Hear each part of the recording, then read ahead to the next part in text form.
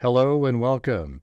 This is Grant Hughes of Grant Hughes Investigates on YouTube. This channel evaluates all aspects of true crime. As you are aware, videos and live streams in this genre often discuss elements of crime that may be disturbing to some viewers. If necessary, take the precautions needed to avoid these feelings. Factual information related to cases is the key to fostering rational true crime discussions. Fortunately, you will find that here. Please hit the like button only once, share the video, and subscribe if you like my content. Thank you very much for watching.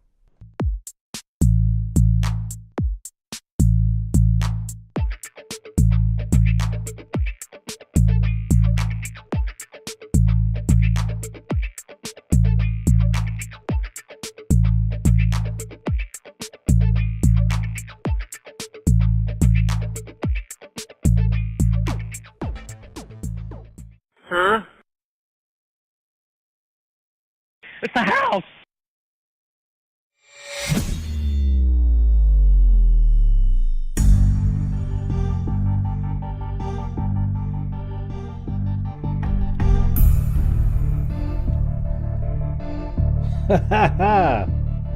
Hey. Oh man, you just missed it. They were doing tug of war. Clancy and Buddy. Kind of like, now I like Benny. I like Benny more. I'm gonna have to get that, switch it back. Call him Ben for short. They're playing tug of war with, they just love each other, man. They're just like they've been together, you know, since they were puppies. Look at them.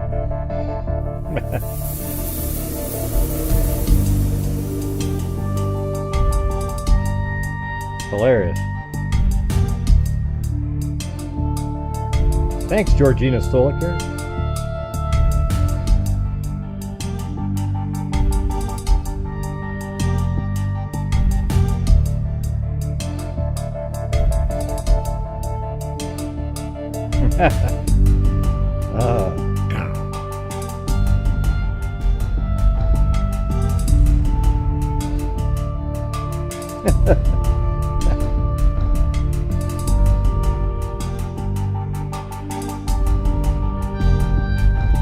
Well, there was hate yesterday too. There's always hate.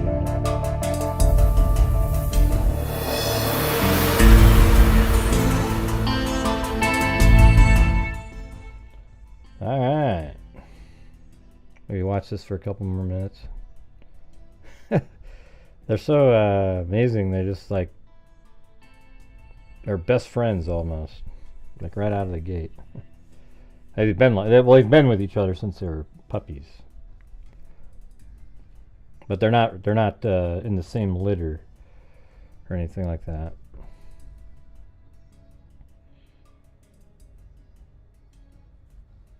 Yeah. Look at that. Hey, thanks so much, brown-eyed girl. All right.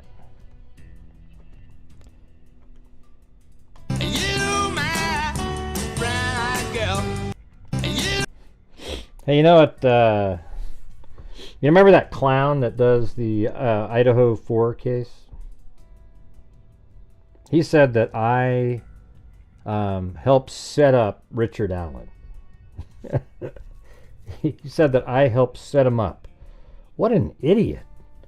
I mean, I wish these people understood how stupid they were. Then they played the clip of me, this guy jumping out of an apartment complex. And I'm not even trespassing. I'm just walking in a parking lot. And I asked, even later, I asked the police, and they said, "Oh yeah, that's fine." Yeah. So this guy jumps out, and because what? I didn't fight him or what? I'm not fighting somebody in some town that I have no idea where I'm in or anything. You know, and he was creepy.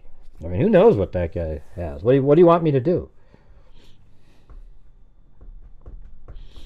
It's a literal clown. Like, he dresses up like a clown. He's one of the dumbest people on YouTube, except he's able to grift an entire community of people believing he's onto something with his little shtick with the clown face and everything like that. It's pretty disgusting, to be honest with you. But hey, whatever floats your boat. Whatever floats your boat.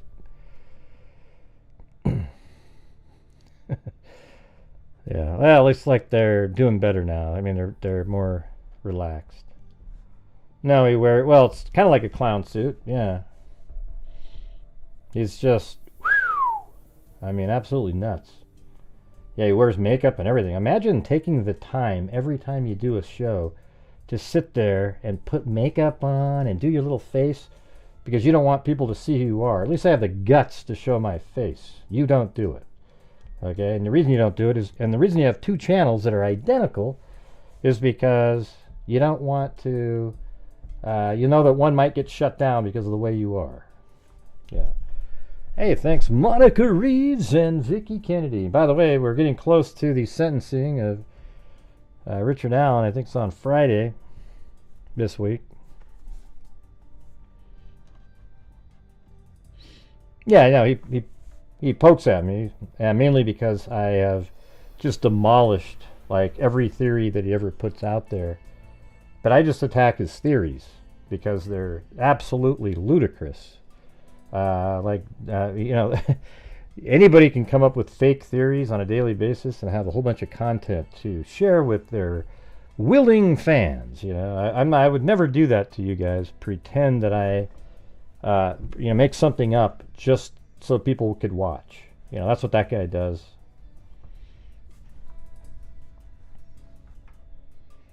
Look at these guys, huh?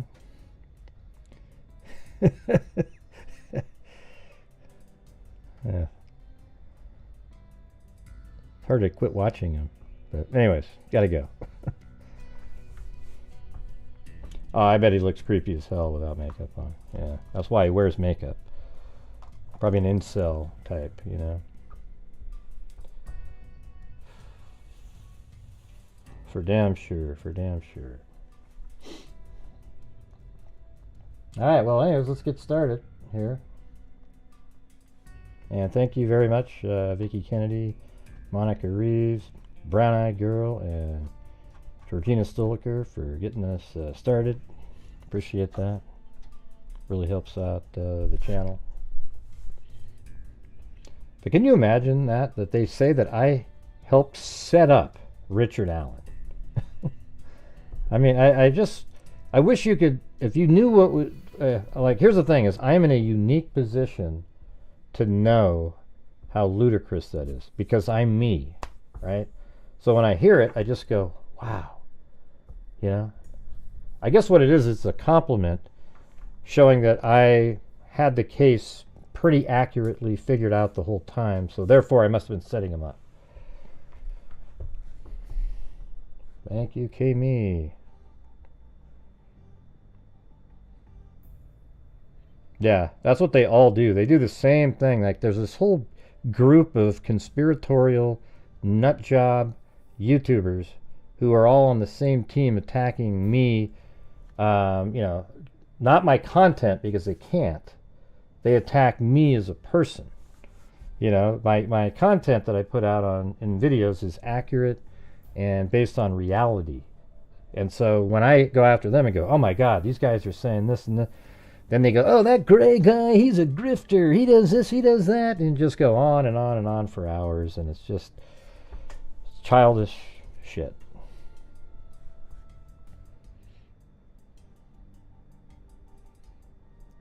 Yeah.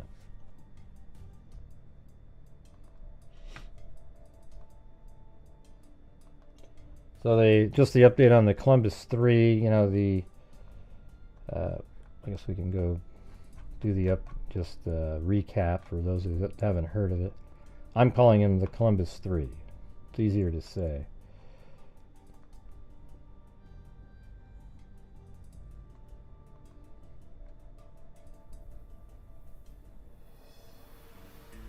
No, they do it all the time. Yeah, they've been ganging up forever. They've created whole communities of hate, trying to, you know. And I get people send me emails all the time. I don't even read them. I just throw them in the spam immediately. I read the first sentence. Gray, you're just, and then boom, see it.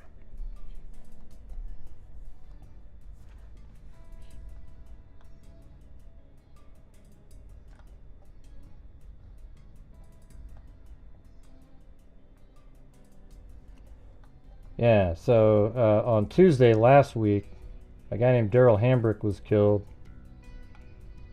and then an individual named Hakeem Graham is the one who ordered somebody else to shoot him. So it was right over in this area. But at one time, Hambrick, or even just currently, lived at this address right here. I think it's 1331 South Ohio Avenue. He lived there, and a friend of, after Hambrick was found dead, a friend of his went over to his house and found 3 women killed in the house that he lived at. And it was Tiffany Parrish, Sierra Muse, and can't remember, was it like Catalina or some other person from yesterday? I can't remember her name. I didn't put it right here. But she was also in the house. All 3 different women. Alright, so this is the... New information at 4. Columbus police say there is not a serial killer. Right, I mean, isn't that crazy? This didn't ever ring. There wasn't even a moment where I thought this was a serial killer. Well, I guess when you said there was 3 killed, but as soon as you hear any of the facts at all, it absolutely points away from it being a serial killer, you know. So it's police confirmed Tuesday that viral posts. See, that's what I'm talking about. This is what I try to avoid right here. Viral posts about a serial killer in Columbus are not true. The rumors began circulating after a man and 3 women were killed in South Columbus last week. We have been made aware that over the past several days there have been some rumors circulating on social media that some incidents are connected to a serial killer. I can tell you definitely that's not the case. Columbus Division of Police Deputy Chief Smith Weir said. So there you go, everybody. You can rest peacefully. It's not a serial killer that kills 4 people that are connected to each other. Hey, thanks so much, Mike Fitzpatrick. Hey, and your 3rd super chat ever on a live stream. Appreciate it. Daryl Hambrick, 45, was fatally shot outside a home in the 700 block of East Muller Street on December 10th. Then 4 days later, 3 women were found dead with gunshot wounds inside a home on South Ohio Avenue. Half a mile away, well, it's actually a little closer than that, as a crow flies. A lot of times the police, they just measure it on driving distance. But like as a crow flies, it was like a 1/3 of a mile, but driving probably a half. The women were identified Monday as 34-year-old Sierra Muse, 49-year-old, there it is, Dawn Clover, not, I knew it had a D in there. I thought it, or maybe it was a C that I was thinking. And 36-year-old Tiffany Parrish. A friend of Hambrick said he's the one who found the women in the home and called 911. DeAndre Herndon went, so I guess that's the person, the friend, went to check on what he said was Hambrick's home on South Ohio Avenue. Maybe I should put that name on the map. So we can put friend checked on house. There we go.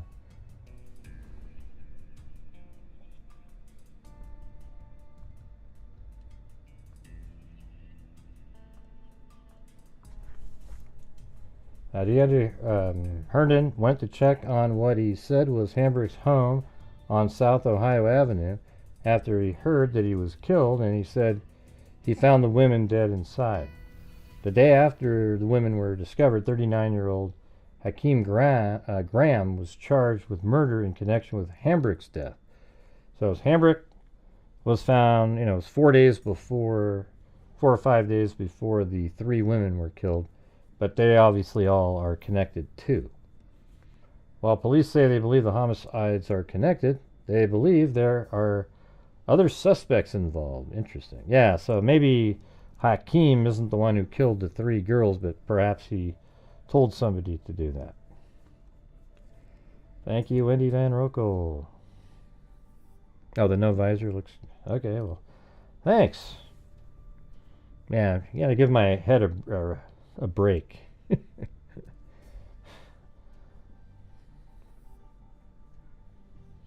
There is not a serial killer associated with either of those incidents, Weir said. Another woman was found dead in the area of Harrisburg Pike in southwest Columbus on Monday, according to police. Police say this incident is not related and is believed to be domestic related. They have a person of interest in custody for that one. In today's day and age, unfortunately, sometimes these rumors that circulate can take on a life of their own. But isn't that the truth? Weir said. It's our job to be transparent with the community, but also in the case where maybe there are some people that are afraid these rumors may be true. If we know definitely they are not, it's not necessarily responsible for us to let that fester. One of the rumors going around on Facebook, X, and TikTok showed a picture of a man alleged to be a serial killer with a warning to the public about him attacking people and trying to gain people's trust, targeting the Columbus area. Yeah, I don't know about that. I don't know about that. It's so stupid. Alright, anyways, that's the update there.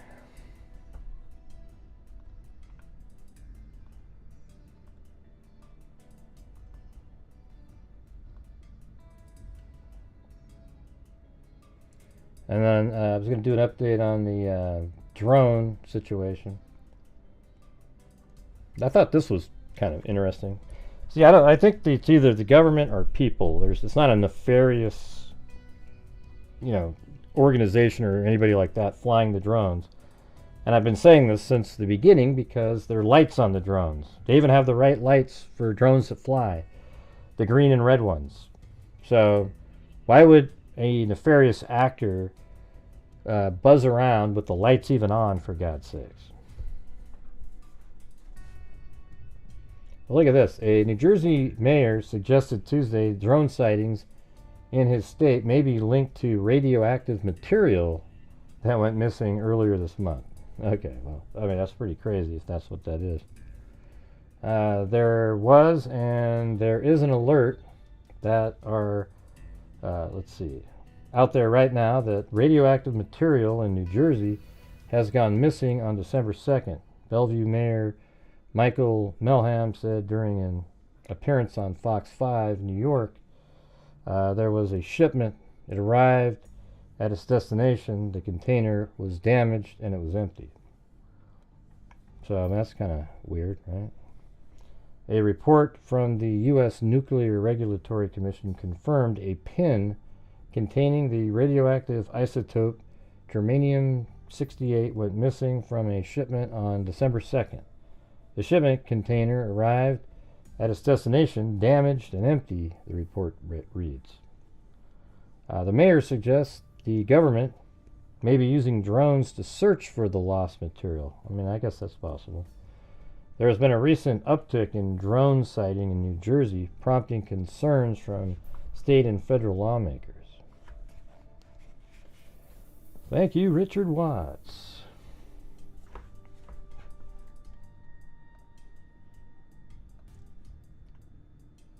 And don't forget the buy me a coffee if you guys are interested in doing that. I would appreciate it. It's that little thing at the top of the screen there. Or if you just type in coffee, I think, in the chat, it pops up the link. And also, if you're out there and you feel like you want to help support the channel in any of those ways, that'd be great. The channel relies on you guys. Right. I'm sure you read the same article. The mayor suggested the government may be using the drones to search for the lost material. There has been a recent uptick in drone sightings in New Jersey, prompting concerns. This is just an example of what I think that we're sniffing for. I think we do have the assets that can go up and fly around and sniff things, which is why we're not seeing the uptick that we used to see in Belleville anymore. What do you mean uptick? It's kind of moving, but we're seeing alerts now that it's happening in Pennsylvania. I know that we were told by our state police that we have assets over our critical infrastructure. Now, depending on your point of view, that's either concerning or comforting, Melham added. I think it's comforting because it's probably us listening and watching. We also know that we have drones flying in a grid-like pattern. Fox 5 New York host Kurt Menefee asked him why the government wouldn't simply admit it is behind the drones, to which Melham replied, "That's the crazy part about this." Yeah, I mean, that's what Trump said too. He said, you know, he doesn't know why they're not telling the public. We've gotten very little information, even yesterday, and what on that call with the White House. Literally, mayors were told, "You guys are seeing things. There's no credibility to this," Melham said. We have one mayor, like I said, I had drones over his house. I mean, we're no longer going to stand for not hearing the truth. There is no official confirmation a government entity is responsible for operating the flying objects. I think I saw somewhere where somebody said it was like confirmed that the government was behind it. I mean, that's exactly what I think. It's like government or just people, you know? Because if you can give me a reason why somebody would put lights on a drone if you're trying to, you know, do something secretly, you let me know. Thanks, Joanne Allen. Appreciate it. There's some info about a nuclear artillery gun missing from Ukraine, but I'm not sure. Yeah.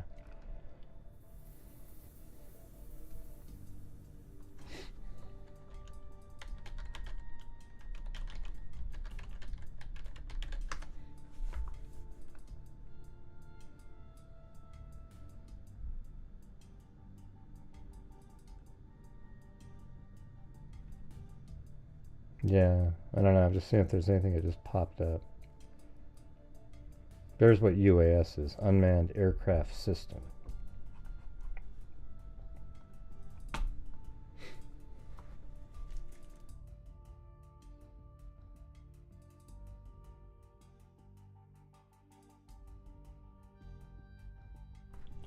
Well, that's all I got on that one. That's it. You guys have any other thoughts, any updates on the drones? Now we're going to switch over to Luigi Mangione updates.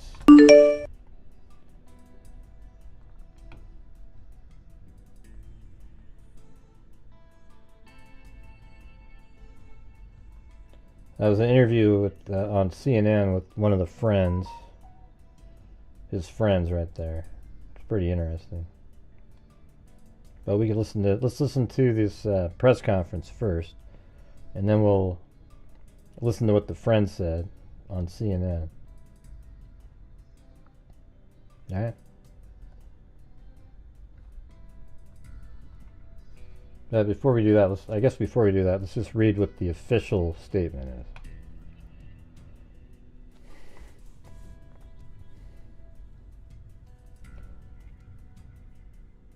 All right, no problem, Joanne. I'm just sort of frustrated about how, like, my channel, whenever I post videos, it doesn't get into the algorithm out there, you know? I don't know. I'm just, even when it's a big case, if I get 1,000 people, somebody else might get 5, you know? So it's frustrating for me. I don't know why my videos don't get in the eyes, like it doesn't show up. A lot of people tell me, man, your video finally showed up in my feed. You know, normally it doesn't show up for anybody. It doesn't notify anybody. Nobody hears anything. And it's just pure luck. Manhattan District Attorney Alvin L. Bragg Jr. Hey, maybe let me play it with this audio. You guys want to hear Snoop Dogg do it? Looks like I can do it. Let's see, what do we got?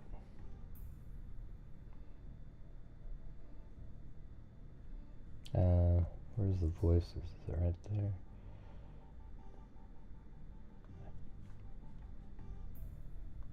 No. I'll just play it. Bragg announces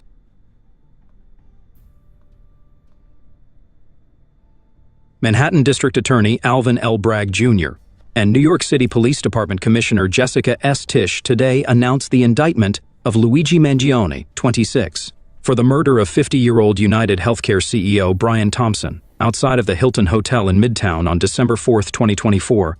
Mangione is charged in a New York State Supreme Court indictment with 1 count of murder in the first degree in furtherance of terrorism, 2 counts of murder in the second degree, one of which is charged as killing as an act of terrorism, 2 counts of criminal possession of a weapon in the second degree, 4 counts of criminal possession of a weapon in the third degree, 1 count of criminal possession of a weapon in the fourth degree, and 1 count of criminal possession of a forged instrument in the second degree. 1. We allege that Luigi Mangione carried out the brazen, targeted, and fatal shooting of United Healthcare CEO Brian Thompson in Midtown Manhattan. This type of premeditated, targeted gun violence cannot and will not be tolerated, and my office has been working day in and day out to bring the defendant to justice, said District Attorney Bragg. I want to extend my heartfelt prayers to Mr. Thompson's loved ones as they continue to grieve. This ongoing investigation is the product of an incredible partnership at all levels with the NYPD, and I want to thank Commissioner Tisch and the prosecutors and detectives who worked collaboratively to apprehend Mr. Mangione. He is now charged in a New York State Supreme Court indictment with 3 counts of murder and faces a maximum penalty of life in prison without parole. We have taken a significant step toward achieving justice for. According to court documents and statements made on the record, Mangione arrived at Port Authority on a bus on November 24, 2024, and checked in at the High New York City hostel on the Upper West Side. Mangione used a fake New Jersey ID under the name Mark Rosario. Mangione extended his stay at the hostel multiple times. On the morning of December 4th, Mangione left the hostel at 5:34 a.m. and traveled to Midtown using an e-bike. Between 5:52 a.m. and 6:45 a.m., Mangione walked near and around the Hilton Hotel.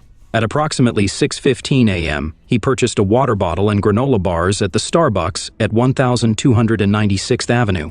Between approximately 6:38 a.m. and 6:44 a.m., Mangione stood against a wall on the north side of West 54th Street across from the Hilton, fully masked with his hood up.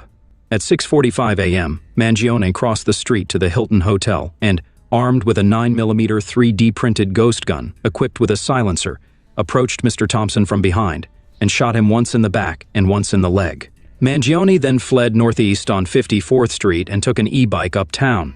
He eventually got into a taxi and was dropped off at West 178th Street and Amsterdam Avenue, and then fled the state. Mr. Thompson was transported to Mount Sinai Hospital, where he was pronounced dead at 7:12 a.m. 2 of the discharged shell casings had the words "deny" and "depose" written on them, and the word "delay" was written on a bullet, all found at the scene. On December 9th, Mangione was arrested in Altoona, Pennsylvania, after being spotted at a local McDonald's. When he was arrested, police recovered a 9mm handgun with a 3D printed receiver, 2 ammunition magazines, multiple live cartridges, a homemade silencer, and the fake New Jersey ID used at the hostel. The case is being prosecuted by Assistant DOS Joel Seidman, Kristen. Mangione then fled northeast on 54th Street and took an e-bike uptown. He eventually got into a taxi and was dropped off at West 178th Street and Amsterdam Avenue, and then fled the state. Mr. Thompson was transported to Mount Sinai Hospital, where he was pronounced dead at 7:12 a.m. 2 of the discharged shell casings had the words "deny" and "depose" written on them, and the word "delay" was written on a bullet, all found at the scene. On December 9th, Mangione was arrested in Altoona, Pennsylvania, after being spotted at a local McDonald's. When he was arrested, police recovered a 9mm handgun with a 3D printed receiver, 2 ammunition magazines, multiple live cartridges, a homemade silencer, and the fake New Jersey ID used at the hostel. The case is being prosecuted by Assistant DOS Joel Seidman, Kristen Bailey, and Zachary Kaplan, under the supervision of Assistant DA Christopher Prevost, Deputy Chief of the Trial Division, and Executive Assistant D. Lisa Del Piso, Chief of the Trial Division. Trial Preparation Assistant. All right. Well, that had some different new pieces of information in there. He fled Northeast 54th Street and took an e-bike downtown. He eventually got in a taxi. Let's see. At 6:45 a.m., Mangione crossed the street to the Hilton Hotel and, armed with a 9mm 3D printed ghost gun equipped with a silencer, approached Mr. Thompson from behind and shot him once in the back and once in the leg.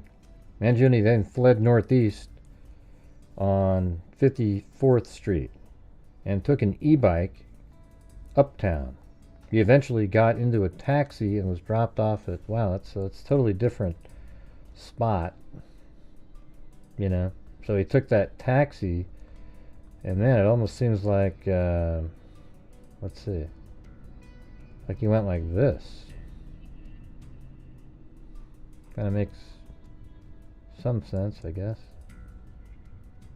Ah, jeez. Okay, I got it.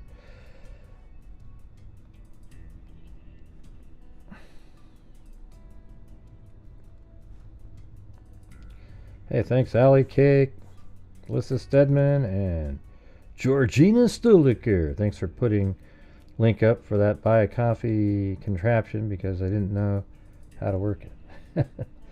Yeah, so it actually went up to right there. Here, I'm just gonna try something here. Properties.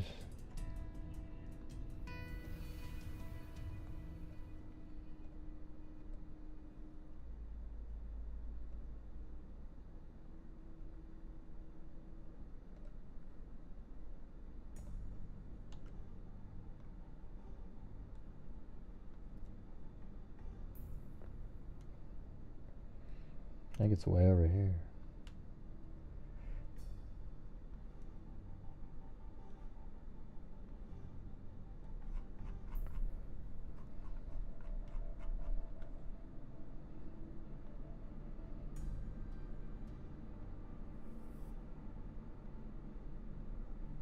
Yeah, so it's like that. He didn't go right to the bus station. He went to 74th and Amsterdam. And then I guess they see him go into the bus station. And then from there, he takes a bus down to, I guess he goes to a train station, right? At Penn Station here, I guess. And somehow gets on a train, and that's when he went down into Pennsylvania. Crazy. All right, let's watch this. Increasingly proliferating throughout New York City and the entire country, involving technology, will only make this problem worse. Last year, over 80 ghost guns and ghost gun parts were recovered in Manhattan alone. The NYPD and the Manhattan DA's office have been leading in the interdiction of these ghost guns.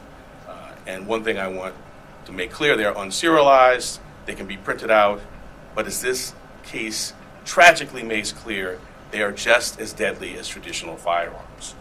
This will remain a priority for us here in Manhattan. Finally, I know there have been questions about the extradition process. The latest that I can offer you is that the defendant is currently scheduled to appear in court in Pennsylvania on Thursday morning. First, for a preliminary hearing on his Pennsylvania charges. Immediately to follow that will be an extradition hearing. We have indications that the defendant may waive that hearing, in which case he's brought to New York forthwith. In any event, we have been preparing on parallel paths, and before the hearing, we'll send to the governor of the state of New York the paperwork that would be necessary if he does not waive during that hearing. I now want to turn over to our great commissioner, and when I do so, I wanted to thank her for her partnership, not only on this matter, but on all we do every day together. Thank you.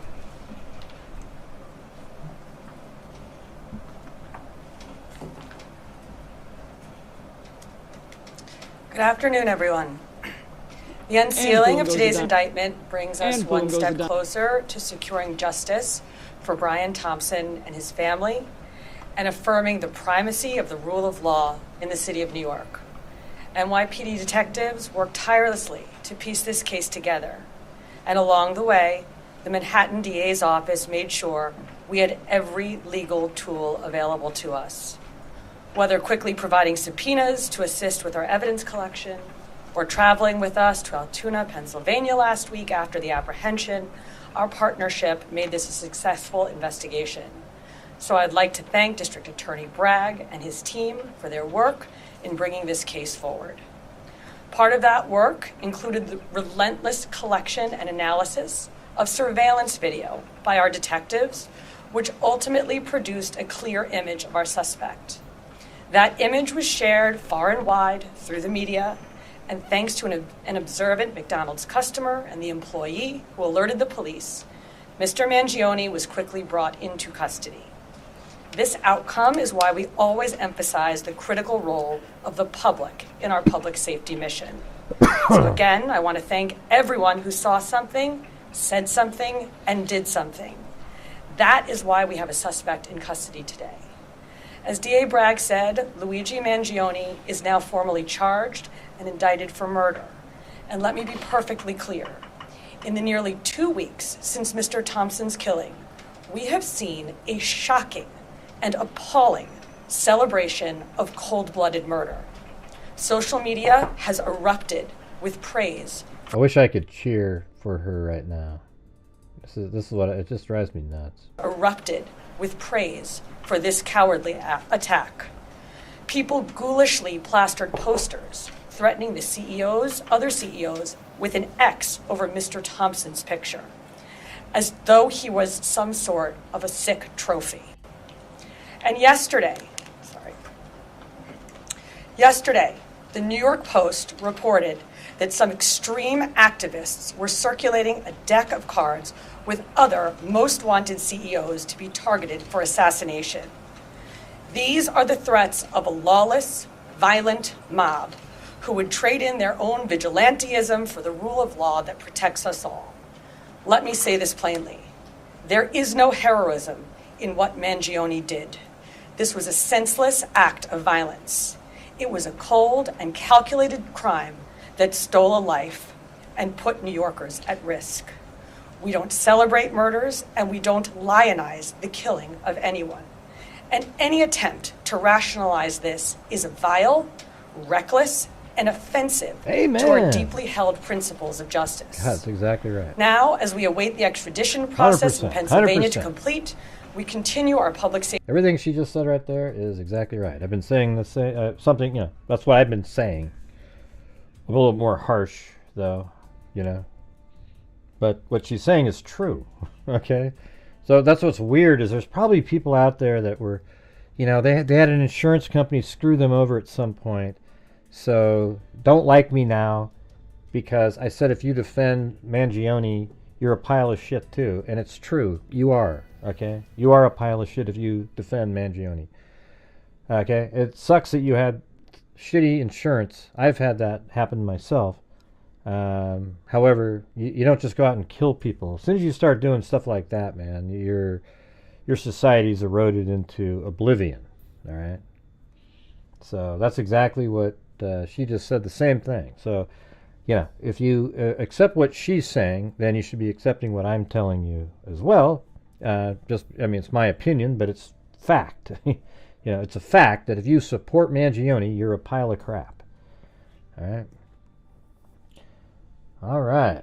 So, hey, you guys, we're currently at about 25% of the goal. So if you guys have the ability to help support the channel tonight, that'd be great. We don't have a lot of people watching, so it's going to be a struggle.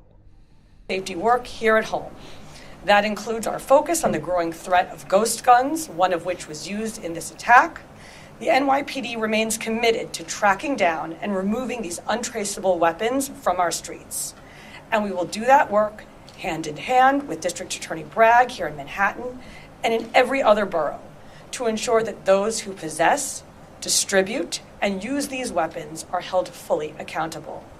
Finally, I want to again thank every member of the NYPD, uniform and civilian, working on this case, led, of course, by our great Chief Kenny, whether in Midtown North Squad, Homicide, Crime Scene Unit, Intelligence Bureau, and everywhere else.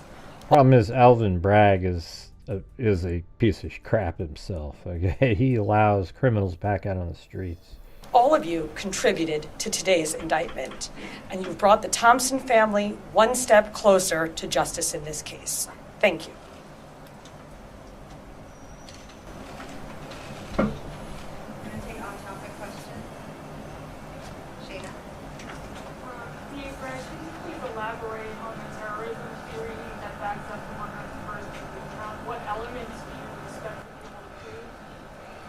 Sure. So, in its most basic terms, this was a killing that was intended to evoke terror, and we've seen that reaction.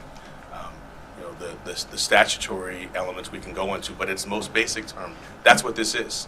This was not an ordinary killing, not to suggest that any killing is ordinary, but this was extraordinary, and the New York State Legislature has set out both the paths that we talk about, both the murder one and murder two, and this we allege is certainly squarely within those statutes, which talk about intending to do exactly what we saw happen here.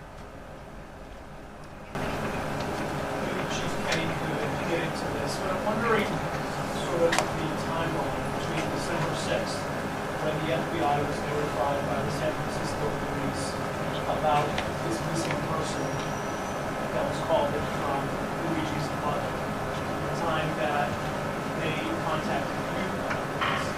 Were you aware of this when he was arrested? Was this something that was still being processed at the time? And what did his mother say? So the original missing report took place back in November 18th in San Francisco. The sergeant that was involved in that case reached out to the San Francisco field office and said, hey, basically, I'm working on a missing case. I saw the photograph that was distributed by the NYPD. There bears a resemblance. That tip was forwarded to us close to 45 hours after the incident took place. It showed up to a TFO, which is a task force officer. We have NYPD officers embedded with the FBI. They received that tip. It was one of 4 tips that they had received that day, and they were vetting it. Part of that vetting process was that they reached out to Mangione's mother in San Francisco very late on the 7th. They had a conversation where she didn't indicate that it was her son in the photograph, but she said it might be something that she could see him doing. So that information was going to be passed along to... Okay, that's different than what people said. It said, but she said that's even worse, though. Like, wow, that sounds like something he would say. That means you knew that, like, he would say something like that about the CEOs. To the detectives the next morning, but fortunately we apprehended it before we could act on that.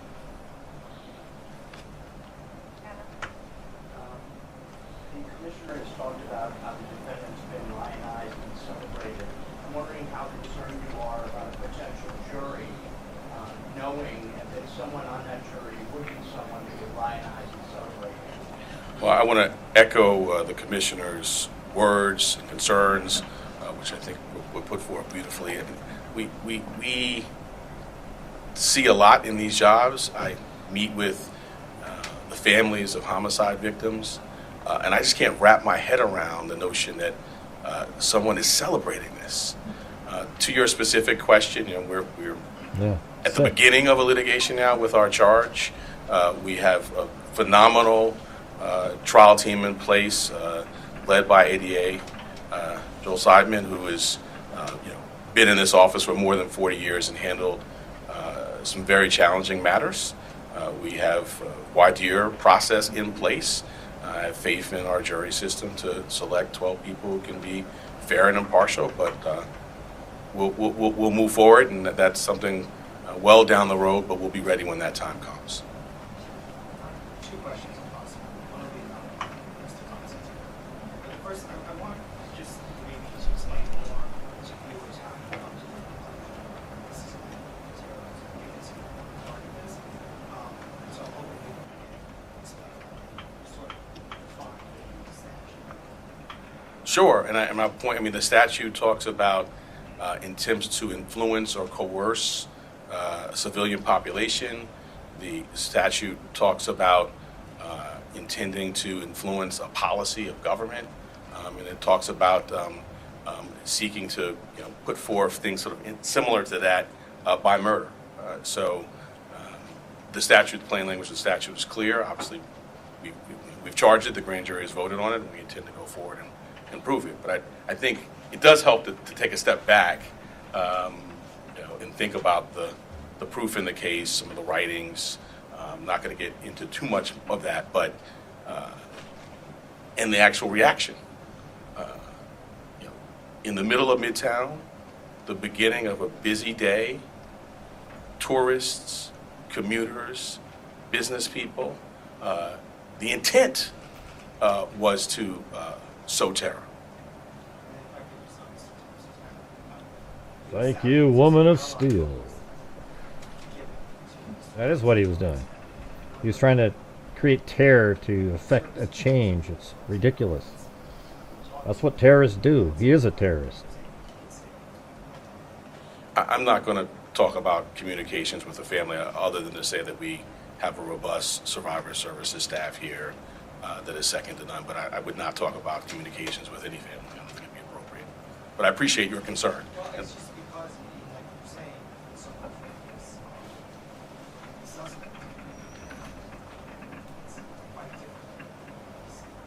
I echo what the commissioner said, and the sentiment of your question, my heart goes out to. This is a significant piece of what we do here. Is we center the trauma of survivors and victims and their families. A significant piece of what I do is sit across the table and thanks, Ed Morgan. In the eye, and when appropriate, if they want to, offer a hug. And we have dedicated advocates and counselors and great staff that focuses on that. So I agree completely. Yeah, Mario is, but not Luigi. I wish that that's where the public's focus was exclusively. That's where it should be. That's where it is here, in addition to obviously the facts and the law in the case. But because of respect for where your question is coming from, I'm not going to get into communications.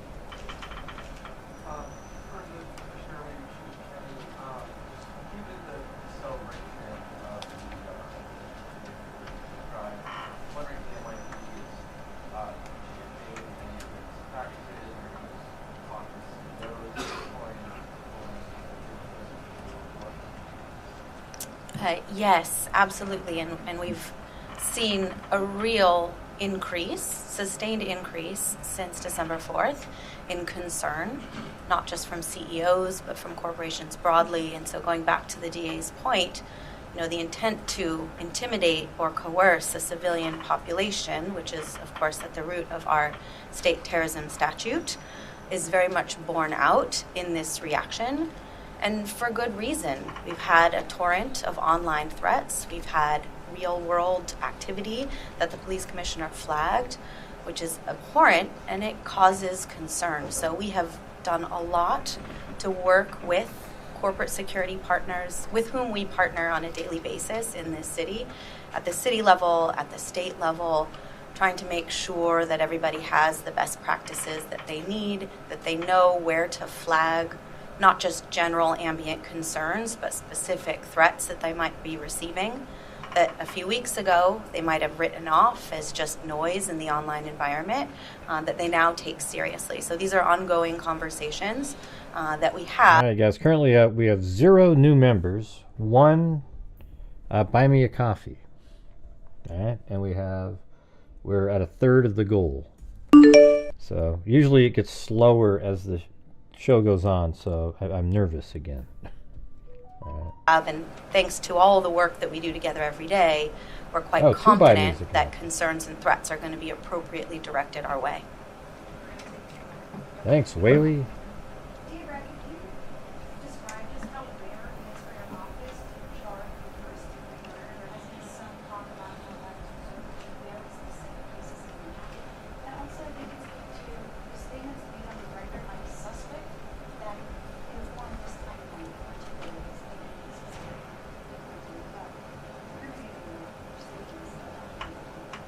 So I'll address the first piece.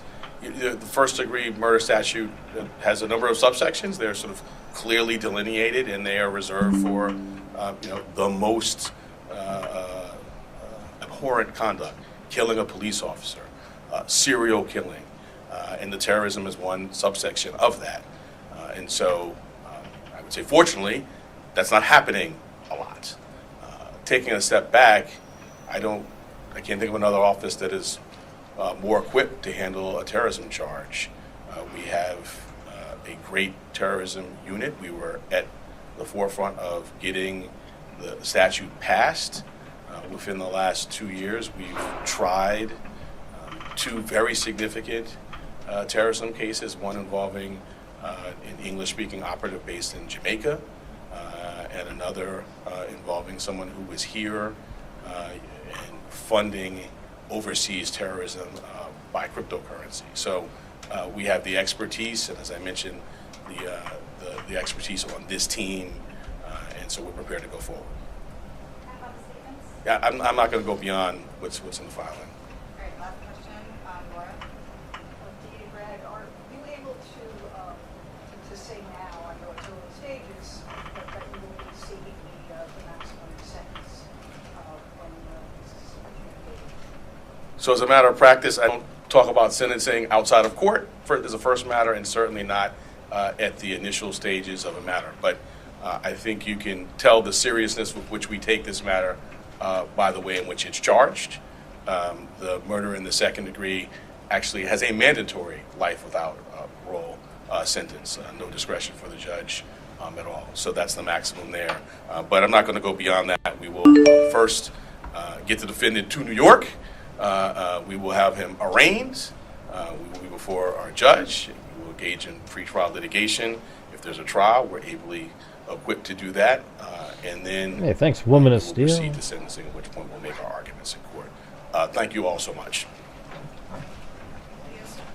Yeah, that'd be good. Sandy T said, Women of Steel, Whaley, and Georgina Stoliker did the Buy Me a Coffee. Then Sandy T said, hope Luigi is sent to Rikers. That's where the View was so hopeful Trump was going to get sent to. Remember that? He loves Hawaii. I wonder how much he will like Rikers Island. Discussing you can afford a prestigious lawyer. Yeah. So today, Mangione hired this really top-notch attorney.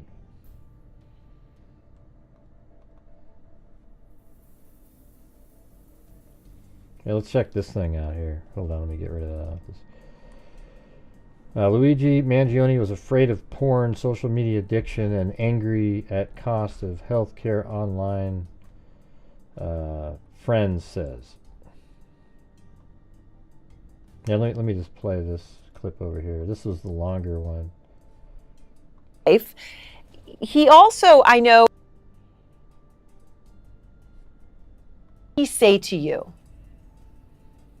So one of the things about Luigi was that he was afraid of losing agency. He was afraid that technology was going to take people's agency away. He actually believed that this was already happening. And so he became interested in Kaczynski's work for this reason, because Kaczynski also believed this. And a lot of the conversation that we had was really about, how technology is taking people. Why would you ever discuss Kaczynski, the Unabomber, as like he has some good points? Like this guy blows up people, all right? Yeah, he's not somebody you want to sit around and go, and look, this guy down below is a little bit weird too, isn't he? I mean, my God, yeah, we're just sitting around talking about Kaczynski and people's agency away from them, and how we can sort of restore it, how we can reclaim our agency, how we can reclaim control over our lives. So that was something that resonated with him about Kaczynski's work.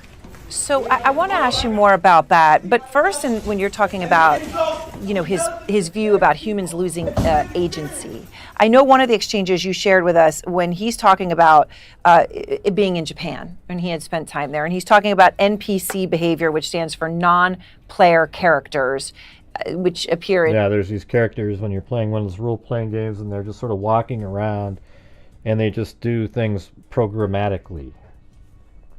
in video games. And NPCs tend to behave very predictably, right? They don't think for themselves. So he, and in his exchange with you, he writes, Japan is peak NPCville. Scary lack of free will in this country. I'll have to tell you a story from my morning today where I saw a dude have a seizure on the street and run 2 blocks to the police station. They followed me to help, but refused to walk across any empty streets if the stoplight was red, even while the guy was seizing on the ground. Luigi. You know, whenever I see like hosts like this or other ones, and they don't, they're sort of talking about things like they want to, you know, they feel like, you know, he did something pretty good. I guess here's the thing: is the questions that they're trying to answer here are ones that sort of seemingly are trying to be helpful in supporting his thoughts. You know, her thing the whole time should be. I don't know, man. This is his view about the lack of connection that people could have for each other. Right, his view. Can you tell me more about how important this overall topic was in his psyche? It took, I'd say about 90% of the 2-hour conversation we had was about sort of the... Right, like somebody, I was thinking that too, Urban Infidel, like somebody picks up on it and then they start saying it every second and then it becomes like this new thing, kind of like saying lean in, you know, the whole thing. And you know, we just really want people to lean in, you know, at work. Yeah, shut the hell up, God. Effects of technology on agency and well, not just technology but culture as well.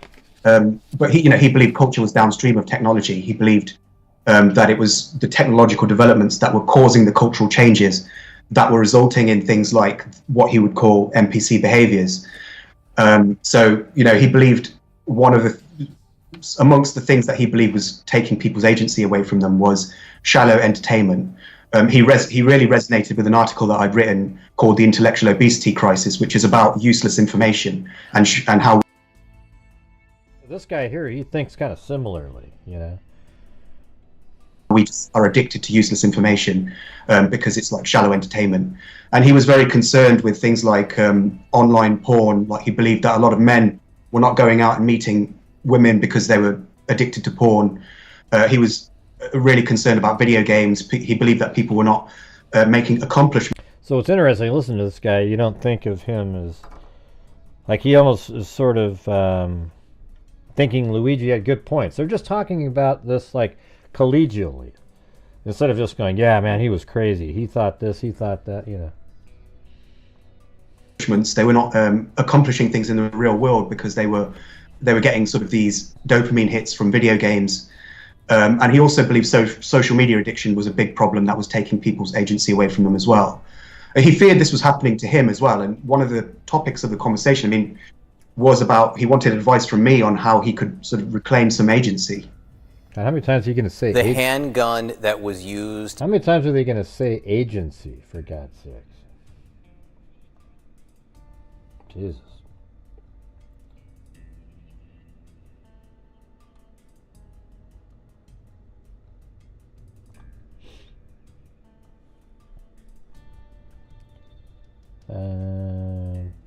Let's see. Mr. Mangione faces various charges, including first-degree murder and 2 counts of second-degree murder. The intent has to sow terror, New York District Attorney Alvin Bragg said.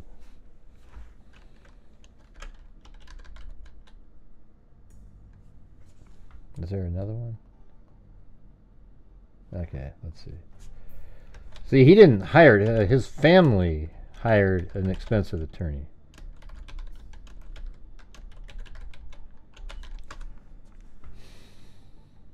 There it is, right there. Luigi Mangione hiring private lawyer called out by former FBI agent. A former FBI agent has called out Luigi Mangione a hypocrite for hiring a high-powered defense attorney. Hey, thanks so much, brown-eyed girl. Da-da-da-da. Beth Dutton, MG. Leah Baker. Mima Slay. Rusomi and Nikki, all new channel members. Very cool, very cool. Welcome. Mangione has hired a top dollar rich attorney. And Luigi should because he can afford it. I knew that. You know what? I knew right after I read this sentence here.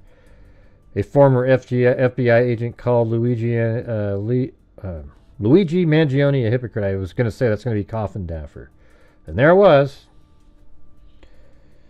Jennifer Coffindaffer wrote on X. But as I said before, if Luigi truly believed his rhetoric, he would have gone with the public defender. These protesters are fighting for a hypocrite, not a hero. That's a good point, though, isn't it? That's a good point, though, isn't it? Just think about that for a second. Now, he's out there talking about, these greedy, high-paid people that, and then all of a sudden he uses his funds to hire one of the best attorneys out there. Yeah, it doesn't work, Luigi. But of course, all of his adoring fans out there, all the whack jobs who think he's a great guy, they're going to make some excuse for it. Well, of course, because he's got a battle against the man. And hell, maybe he could afford it. I'm sure there's a fund that's already built up for him. Right. Mangione is no revolutionary for a cause, she added. He is a spoiled rich kid who idolizes Ted Kaczynski. So I guess in this case here, I absolutely agree with Jennifer Coffindaffer. Coffindaffer told Newsweek that Mangione retaining private lawyers reinforces my belief that this was all about Luigi's fantasy to be some sort of vigilante, but he never thought he would get caught due to his arrogance. But he did. And now we see his true colors. Cause be damned. Mangione remains jailed in Pennsylvania, where he was arrested at a McDonald's days after Thompson 50 was gunned down. The killing prompted an outpouring of anger at the United Healthcare practices and the state of healthcare system in the U.S., with some viewing the shooter as a folk hero. Coffindaffer previously told Newsweek that the gunman may have been motivated by a personal grievance with the company. Well, it wasn't. But it has emerged that Mangione hails from a wealthy and influential Maryland family and had privileged upbringing, and also wasn't not covered by United Healthcare. I'm adding that. Oh, there it says. He was never a customer of United Healthcare, but authorities have said investigators are looking at an accident that injured Mangione back and studying his writings about his disdain for the healthcare system in the U.S. A handwritten note found on him after his arrest criticized the U.S. healthcare system, as well as corporations that continue to abuse our country for immense profit. You mean like how your parents did? How your parents make a ton of profit, and that's why they're able to afford the attorney that you have? Right. Yeah, he's such a hero, you guys. Wow. When I go to sleep at night, I just sit there and I go, gosh, that Mangione's a cool dude. If we could all just be a little bit more like him mentally, What a pile of crap.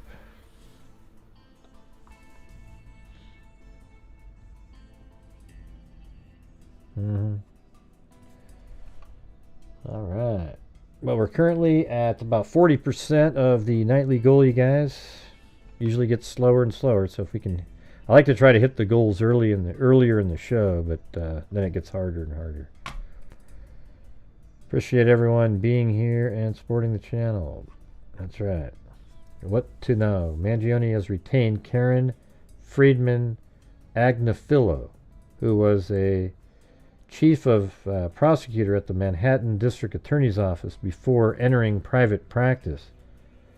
Her firm, Agnafilo Intrader or something like that, confirmed to Newsweek on Sunday that she will be representing Mangione, but declined to provide further comment. Mangione is facing gun and forgery offenses in Pennsylvania. Prosecutors are working to extradite. So in this case, this attorney can't really lose, because even if she gets him off, all the wacko, hero worshippers will think, wow, she did so great, instead of getting off, which is a psychopathic killer, she'll have this huge adoring crowd. Much like if Richard Allen had been found not guilty, there'd be these nut jobs out there that would have sat there and been so happy that a killer of 2 young girls was set free. Just like the same nut jobs, like the clown that was little drops on his face, Just one of the dumbest people there is. I've never seen anything like it. Just a fantasy land, conspiracy nutter YouTuber, incel type, just sitting there staring at the screen. And all these people actually believe. I mean, have you ever seen somebody believe a literal clown? Like, you got a clown trying to tell you stuff, and people believe it. That's scary, man. That is scary stuff. Yeah, I don't agree with the terrorist charge. No, I don't think so. I think it's totally normal. Yeah, it's not overreaching at all. I think he did. He terrorized the city, and what he did is exactly. I think that charge is easy. What Mangione did is exactly what terrorists do. They kill in the name of for a political reason, and to try to effect a change in some sort. Just like, for example, like there's people out there that support Hamas. And when they killed all the Jewish people on October 7th, there's people that support those wackos. And it's the same thing, because they go, oh, see, because they're just, just getting back and doing this and that. And it's garbage, absolute garbage. And so that's the same thing this guy's doing. I think it's a simple connection there. I think it absolutely is terrorism. And he freaked everybody out. Nobody knew what the hell was going on. There's this guy running around.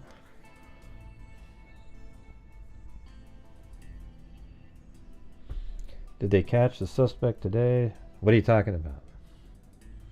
I have no idea what you're talking about. They shouldn't offer him anything other than... Right. But, hey, there you go. There's Tina G. Got my freak mug today. Oh, cool. Coffee tastes better than it already. And then there's Herbert Landscaping from upstate New York. For all your landscaping needs. Make sure to check that out. It's just Herbert Landscaping, not Herbert's Landscaping. I'm not even sure if the person's name is Herbert or not. It might be like a woman saying it's Herbert and then landscaping. I don't know. Let's see. The person's name is Bert, but it's Herbert. See? Oh, your name is Jim? Yeah, okay. Are you serious? Jim's always the fallback name that I use. Yeah. I was going to name my dog Jim. Yeah, and see that? We have Back to You Jim as one of our icons right there. See that? Did you buy the company from somebody else? Herbert? I mean, Jim. Back to you, Jim. Anyways, nice to meet you, Jim. The actual name. But let's see if we can get get going on the goal, though. We're about 55% now. He'll take the plea like Kaczynski did.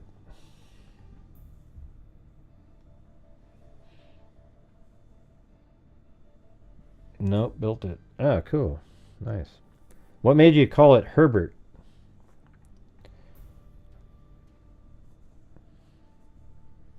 I mean, is that what it's actually called? Herbert Landscaping? Like that? I guess it sounds better than Jim's Landscaping. Maybe there was already a gym, landscaping.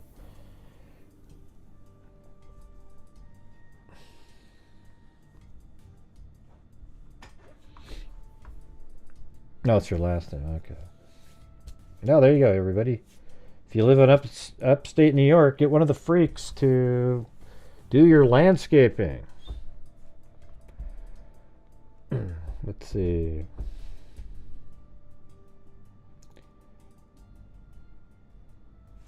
Mangione is facing a gun and forgery offense in Pennsylvania. Thomas Dickey, Mangione's lawyer in Pennsylvania, has urged people to refrain from prejudging the case. Okay, all right. Yeah, he did. Yeah, he didn't do it, everybody. See, these are the same people that think Richard Allen didn't do it, or Brian Koberger. They probably don't think Mangione did it as well. I mean, well, if a clown tells you that's true, then it must be, huh?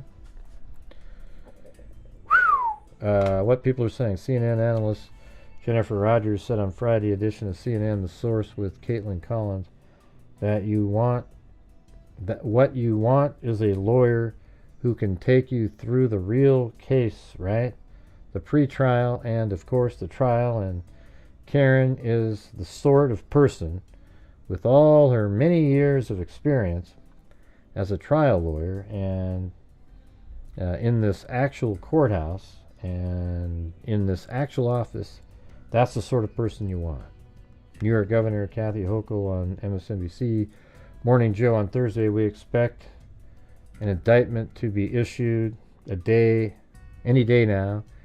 And at the second that happens, I'm issuing a warrant for extradition. So I want to get him back here in the state of New York and run him through our criminal justice system.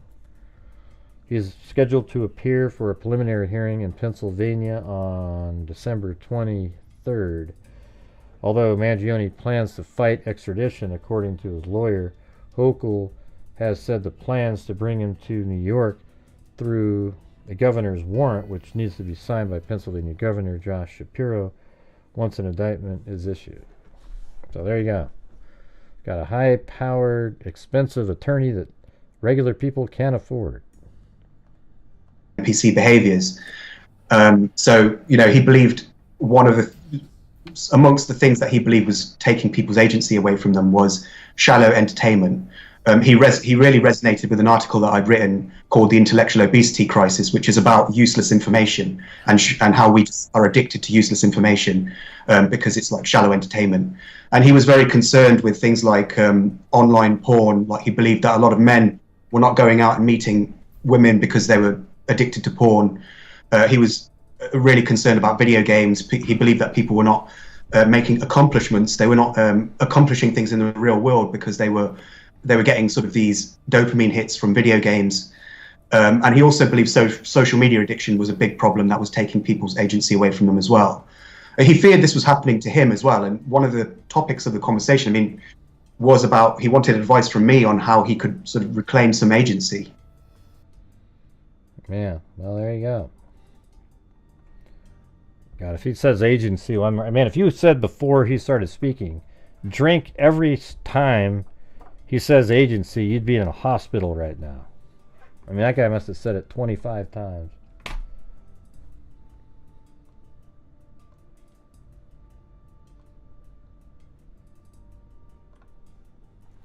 All right, any other thoughts on this guy?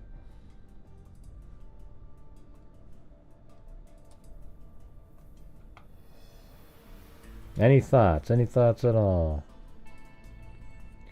New York City prosecutor sure can ruin people's lives. Imagine they won't ruin the creepy killer, though.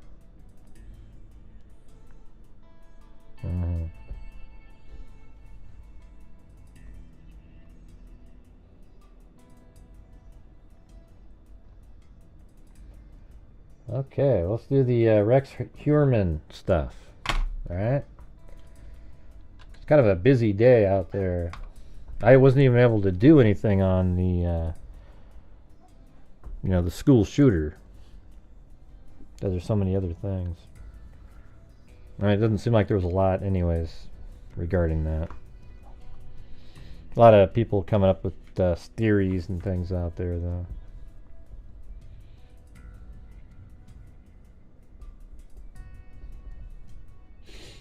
I'm trying to avoid throwing myself in prison tonight, you guys, to hit the goal. So if you're out there and you have the ability to help support the channel, that'd be great. I try to actively raise funds on this channel every day so that I can make an income for the channel, and then at the same time, I'm trying to, I want to be able to try to give away like $4,000 at the end of the month so we can get to $50,000 for the year. But I think that's a dream now. It's been so slow. So if you guys have the ability to do like we used to always do, that'd be great. If not, then we can't. Alright, so I've always thought Valerie Mack, I mean, I think it's been obvious that Valerie Mack obviously is obviously was connected to Hermann the whole time. I mean, it's never been a question, but they've finally charged him with her murder as well. They charged him. And you remember Valerie Mack was found out in this area, way out here. And then Jessica Taylor was found out here. But it was so obvious. I mean, there's two bodies right here, first of all. And then Valerie Mack's head was found.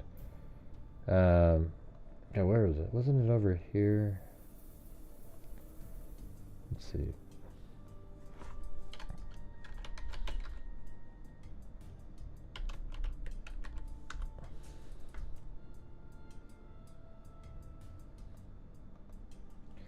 Yeah, so her head was found right amongst all the other bodies.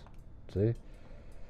Valerie Mack's head is found right here by the toddler, and there's a, they needed to get that one figured out quick.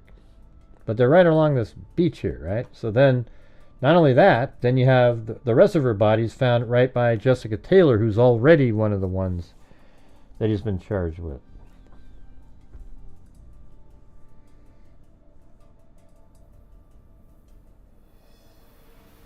I don't know, Drizzport.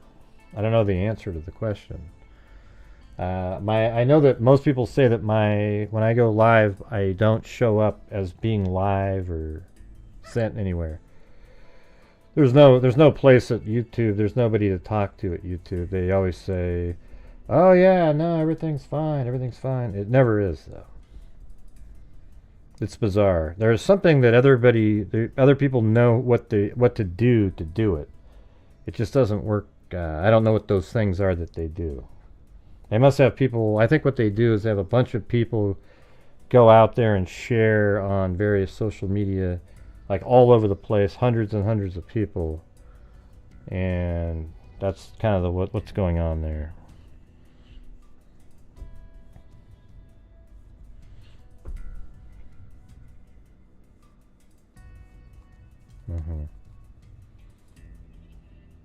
I'd climb the ladder at YouTube. Don't know what that means. You mean like try to find somebody higher up? Yeah, they don't. They definitely make it so you can't get a hold of anybody. I mean, you can get a hold of like a low-level person, but it's been like that. It's like pure luck when my videos make it in front of somebody. But other than that, you guys, I need you guys' support in here, okay? Seems like I'm always speaking to a brick wall. So this is when they originally found Valerie Mack, but they didn't know it was Valerie Mack because Valerie Mack was identified, I think in the last 2 or 3 years. Now this happened back in November 20th, 2000 is when she was found. It said a trio of hunters searching for game in a Manorville thicket yesterday instead discovered several bags that Suffolk County police believe contained the body parts of a woman who had been the victim of a homicide. Thanks, Monica Reeves. The hunter's dogs found the unidentified woman's partially decomposed body at about 10:30 a.m. as they searched for pheasant in the wooded area, said Homicide Squad Commander Lieutenant John Gurich. Hey, thanks Tina G for gifting 5. Christina Hawkins, Cecilia Lidrith, listener 1126. I'm waiting for listener 1127. Dog Mom, and Hey Paula.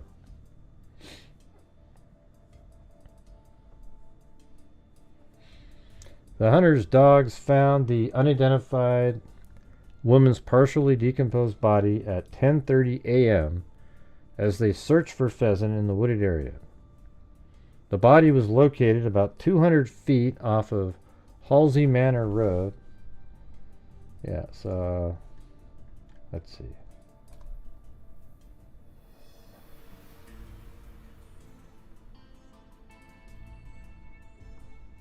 What do they say? Halsey, Halsey Manor. Yeah.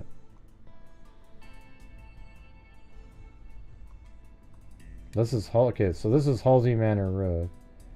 Although right there it's called Connecticut Avenue. So here's Halsey Avenue. Okay, so I'm wondering, and then where else? 200 feet off of Halsey Manor Road and near a utility right-of-way. Yeah, so that's the thing is, so it becomes a different road, but they probably didn't even notice that. It's Halsey Manor Road, and then I think this is the utility line, and then 200 feet from there, and then near there. So I think she was found kind of close to on this side, or she could be right over there. Don't really know. Hey, thanks. A lot of cases in New York, as you can tell, Herbert Landscaping. I've been covering this since, like, years and years, you know. I made a video a long time ago that showed where all the different bodies were on the... I think that video is probably 7 or 8, 9 years ago. I mean, it's way out there. Yeah, I think it's right there, though. I wonder if there's a street view here. Oh, look at that. Can you believe it? Yeah, so there is the power line right away. So maybe he drove down there and like he kind of went, oh, look at, there's a little road right there. I wonder if that was it. Kind of drove in there. Let's see. Oh, there's a little sign there.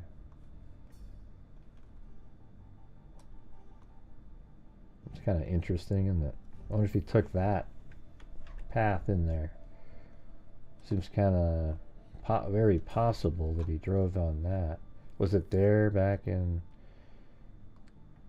Yeah, I mean, 2007, that's still there. But this is 2005, F5, 4... 2001, yeah, look at that. Yeah, let's do Google Maps here. And thanks Monica Reeves and Tina G and Herbert Landscaping.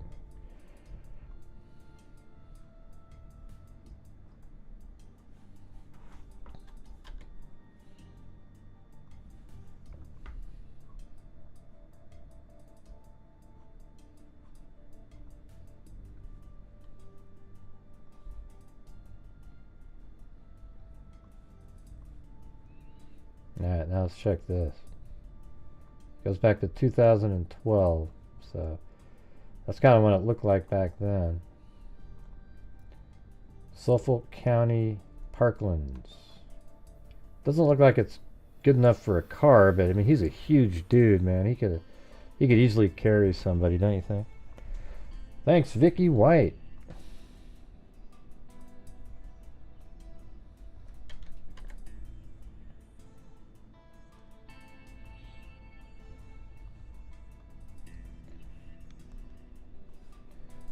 Alright, so right here it said, because after that, it said 200 feet off of Halsey Manor Road and near a utility right-of-way had been severed and placed into several so her body had been severed and placed into several large, dark-colored garbage bags.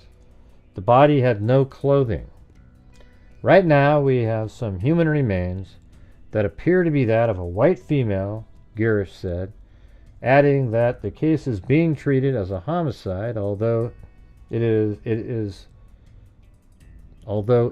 too early to tell if the woman was murdered. Okay. I don't know. I know what they're saying. Like, well, she died from something else, and then you... But I think it's a good indication that you're murdered when you're missing your head and your arms. What do you guys think about that? Let's see. Homicide detectives left the scene shortly after 5. Okay, yeah, he added that both hands and the head of the victim were missing, a fact that may hamper efforts to identify the victim, you think? And ultimately locate her assailant. It's presumed that cutting off the hands and head is done in an effort to thwart identification. And guess what? All of his victims were sex workers who often have fingerprints and mugshots available, so they would have been able to identify her. And she was killed, I believe, after Jessica Taylor, who was identified, and he then changed his MO after that and started removing hands and head of the victims after that. He added that both hands and the head of the victim were missing, a fact that may hamper efforts to identify the victim and ultimately locate her assailant. It is presumed that cutting off hands and head is done in an effort to thwart identification of the victim. And I mean, it's so interesting because they actually mention that too, how he changed it up, and they're saying right in here why he changed what he did. Girish said, adding that he was withholding the names of the hunters who made the find. Details were sketchy yesterday, but Girish said the body was likely that of a small woman. Yep, and he liked the small, tiny women whose age could not be immediately determined, and that no personal effects were culled from the bags or the scene. Homicide detective left the scene shortly after 5 p.m. yesterday after combing the woods for evidence. Still, it was unclear yesterday how and whether the victim had been killed, how long the body had been in the woods, or how long the victim had been dead. But Girish said an autopsy by the Suffolk County Medical Examiner's Office, scheduled for today, might reveal some of those key clues. Hey, thank you very much, Jessica Schubach, who's the second cousin of Paulette Leonard. We don't know how they're related, but they just are. All right, let's see.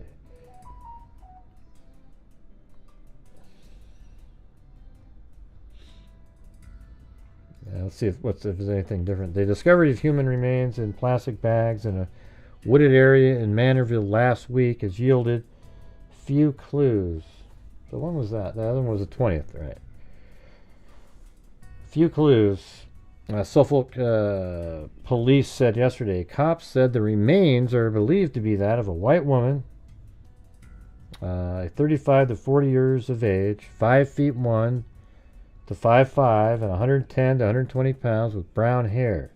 3 hunters discovered the remains November 19th in a wooded area west of Halsey Manor Road and near a utility right-of-way. The site is also near a nature trail. Cops said the area is a popular destination for hunters and naturalists. The nude body had been dismembered and stuffed into plastic garbage bags. The victim's hands and head were missing. Detective Sergeant Arthur All said the remains had been there for 2 to 6 weeks. Hey, thanks, Birdie284. Boom. We're looking for anyone who might have seen something unusual, he said. Yeah. Yeah, I could only find back then those 2 articles. But there was another body that was found right here, a male body in 2003. So you can write that off, or you could think, well, I mean, Hermann, he also killed a Asian male. I guarantee it. Every single body here is Rex Heuermann's on this beach right here. Okay? There isn't going to be, well, there's another serial. No, these are all him. I've been saying that since the beginning. It's just kind of amazing that you have Shannon Gilbert, who they don't think is one of his victims, and she ends up dying in this marshy area over here. But in the search for her, they searched up and down Gilgo Beach with dogs and found all these bodies, tons of bodies out here. And I think something that's interesting, if you use Google Maps, because Google Earth doesn't have this. Yeah, it's just kind of difficult. So let's see. Yeah, so like Castilla would be right here.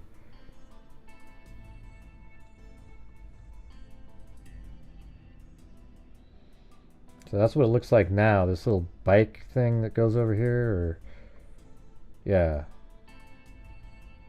Not really sure if that's another road or a bike. I mean, I think it's a bike path or something. Yeah. So right in this area here, but if you go, I mean, just take a look at what this looks like. It's totally different. They just put this in. So you go back to 2007. See, here's something that's really crazy to think about. Is right now in this street view, there's a body right there. Okay? If we go to 2012, I guess this one will be a better way to tell you where the body is. Let's go down like this.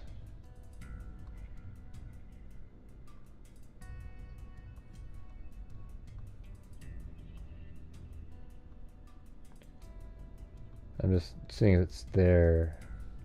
They've had these. They used to have these like arrows and things pointing into the woods or in crosses, but there was chalk on the ground that you could read. This is 2012, so it seems like this probably the right one. That's 2012.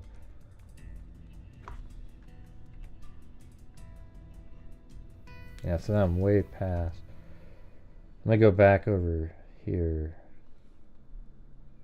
They might have gotten rid of that one Google Earth because it was kind of creepy.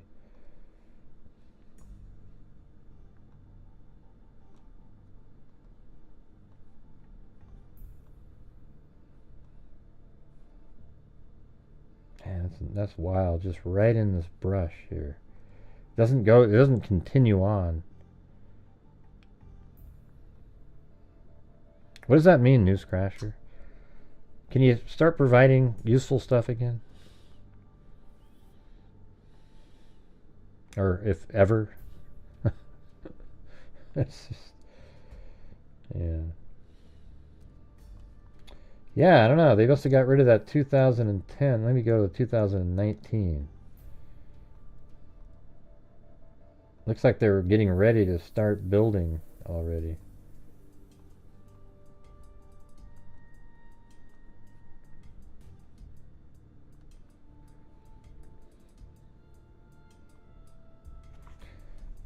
Here's what I'll do. I'm going to take this and I'm going to put those coordinates in Google Maps and it should go right to the spot.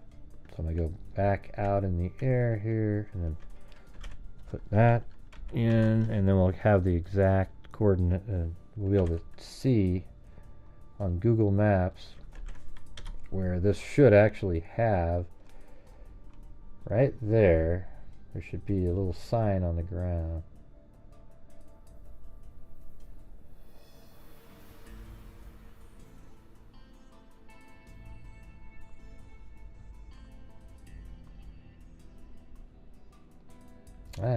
Yeah, they got rid of that one Google Maps that had that. Jeez, how crazy is that? See, in 2020 they put that other road in there. And it looks like they were getting ready to put it in there. 2012, that kind of comes out. 2007, though, that means there's a body right there that nobody knows about at the moment, just sitting right in those woods. Can't see it, but it's right there. How crazy is that? But there used to be these little chalk marks that would say names of people and point an arrow, and there'd be a cross or something over there, but they got rid of that. I think that's what that might be, though. That little sign that's in there, that might be exactly what that is. Just sort of as a, for law enforcement or something, right there. Let's see if they have another one similar to that at one of the other locations. Because all these pins here are exactly where the bodies were. They put the GPS coordinates in one of the documents.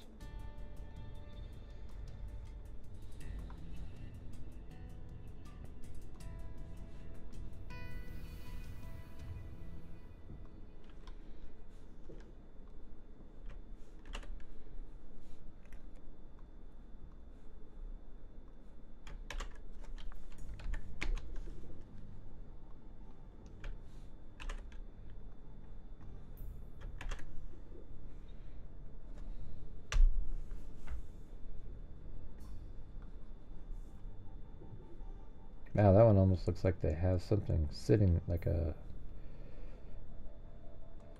I don't know what that is. It's just the color of those foliage right there. Oh, there we go. There we go. So here we go. Marine barns. See? And look.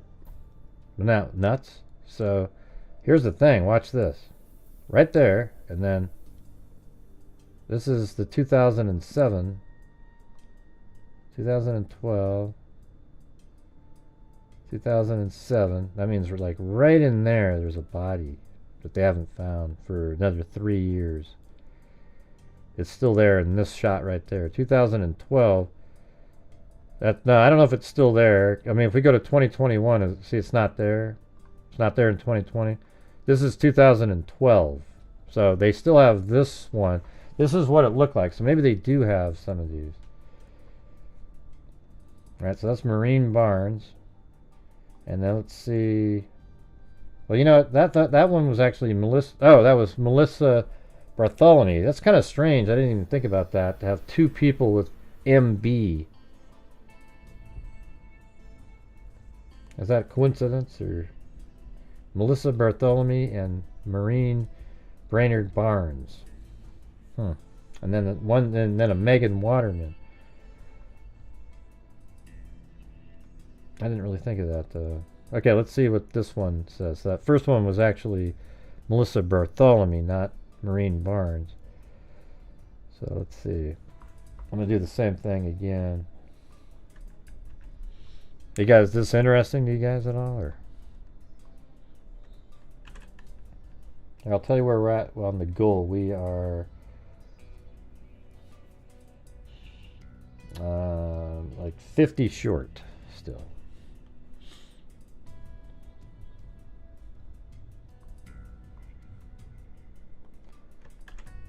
Right there. And then I get the western coordinates. Put those in and hit the button. And it should be right there. This should be Maureen Brainerd Barnes. And then go to the 2012. Oh, there you go. So there's another MB right here. And there's those. So it looks like you can even see where they went in there. And by the way, he probably just would have thrown the body into that thick brush just off the road. Nobody would notice. And here's 2007. So right there, there's a body sitting there and nobody knows.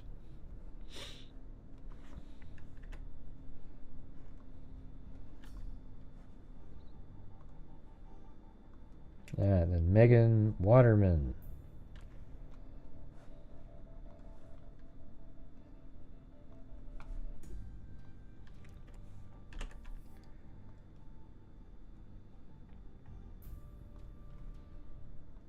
Or, you know, just get me a coffee or something.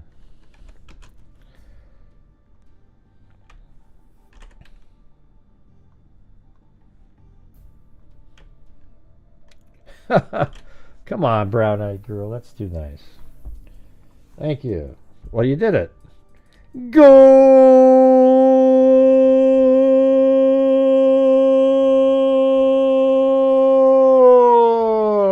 Tiempo and goal, son las 12:30. That's what the Spanish soccer announcers sound like. Well, thank you. Very cool. What happens? Is it still working here? Oh, I don't know where it is. Anyways, thank you so much. Brown-eyed girl. Ta-da-da-da. You, my brown-eyed girl. There you go. There you go.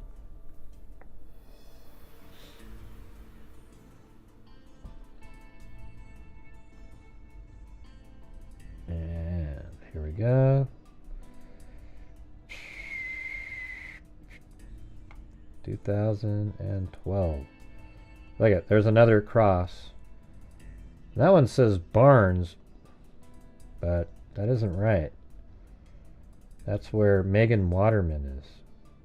So, and it actually, I don't know, what does it say on that?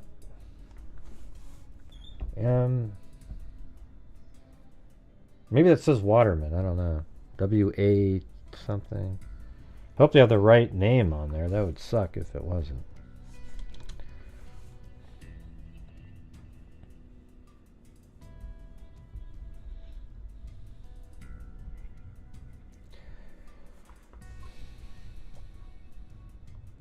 Alright. So those GPS coordinates are really amazing, aren't they? Because they really are putting us right at the spots. And we go down here. And then here's where an Asian male that was dressed up as a female. Is there anybody in here that doesn't think that's connected? This Asian male 100% is going to be connected and was killed by Heuermann. He even had in some of his little searches like Asian something. What was the word he used? Like something like tink or something. You know, he did them all, you know. He's a psycho.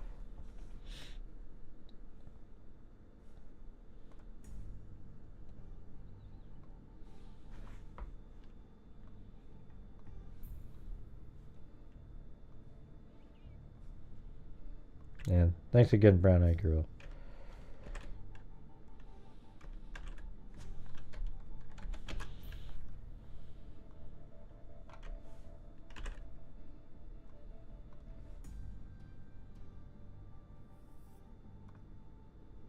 Wait, what happened? I'm just getting the next location.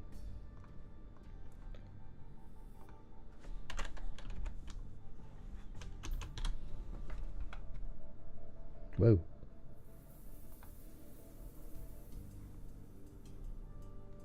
That didn't seem to work.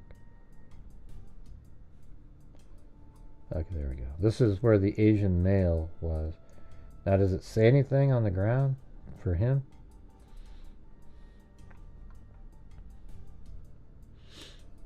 Yeah, he had female clothing on.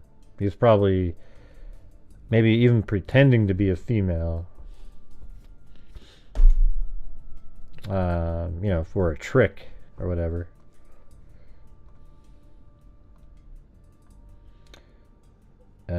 See, that one says Megan, like MW for Megan Waterman, but it's actually AM for Asian male, and I think that little stick right there is to represent where he was found.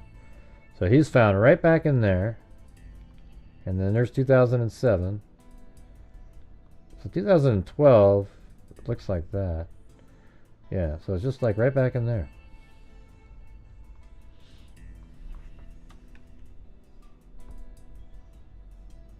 Huh? What do you mean, can I see you? What are you talking about?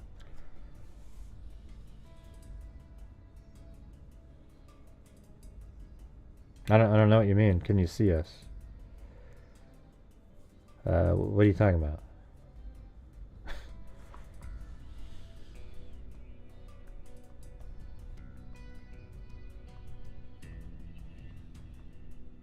And here's where Jessica Taylor. So let's see. Who was found over here? Yeah, so apparently, like, Jessica Taylor was also dismembered. That's right. She was dismembered as well.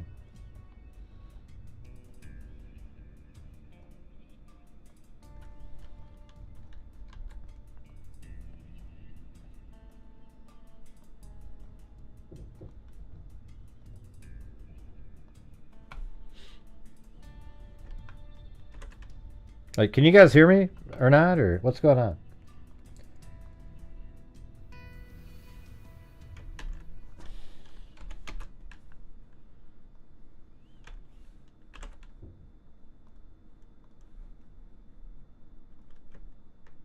Right. So what's Cindy talking about?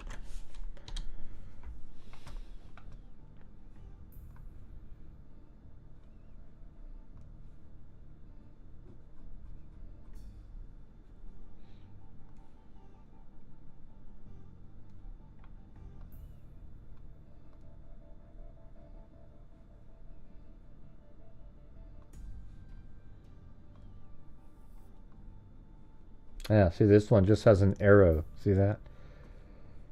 Just an arrow going in. So I guess 2012 was the one that had him. See that? So that means Jessica Taylor, part of her body was found right back in there. That's right, yeah. Jessica Taylor and Mack were dismembered. It was the girl before, the first victim, that wasn't, I can't remember what her name is, it was like 1998, and she was identified. And then, so after that, he took steps to not have people identified in terms of their head, their head, and, but it's interesting then, because later he didn't do that when he started putting bodies on Gilgo Beach. Later, I don't know, weird. So that means Jessica Taylor, part of her body's in there.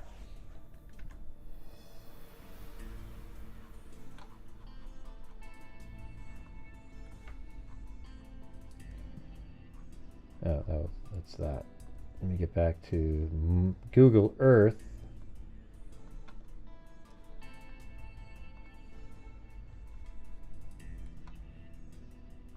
Jessica Taylor, and then here's where the toddler Valerie Mack's head was found, right in this area. So I should be able to put something pretty close to here and see both of them.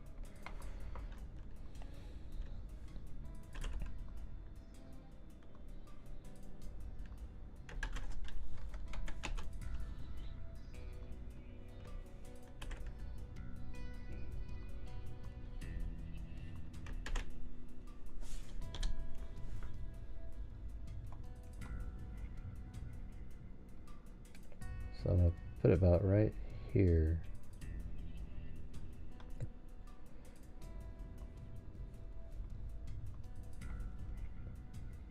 This one has 2008 also.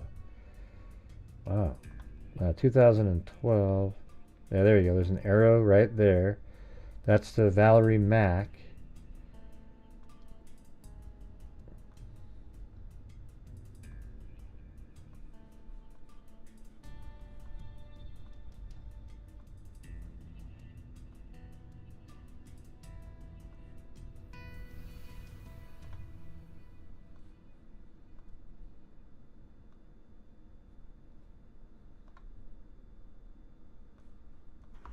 I don't know. Let me see where that is compared to that. No, it should have been right next to it. But we didn't. The toddler. I thought the toddler was related to somebody. I forgot the name. I mean, obviously, I think they found. I mean, why would there be a toddler that must be connected to one of the victims? That was Peaches. Well, where's Peaches? Oh, that's what it was. Okay. So that means Peaches' toddler was killed. Have they identified Peaches yet? Or is that Valerie Mack? I don't know. Did they ever identify Peaches? Because I remember they found some other part of Peaches or something down here, right? And then another part. Let's see. I gotta go look up Peaches now.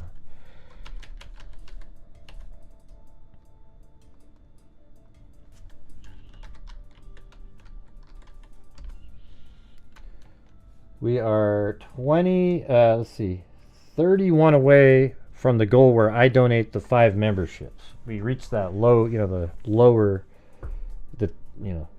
200 portion. We're at 218. So if we get to 31, then I give the 5.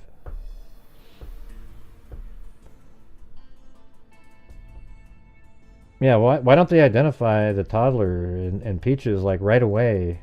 That means Heuermann picked up a sex worker or went to her house and somehow thought it was okay to take the toddler and kill that too. What a joke. This guy is a psychopath. One of the worst there ever was.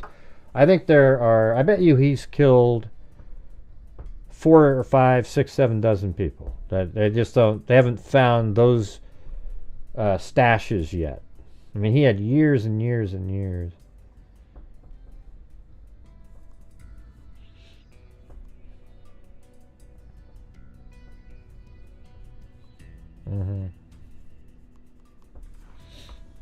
Hell of it. I'll donate you guys are always so nice. We'll just gift the memberships. Where are those?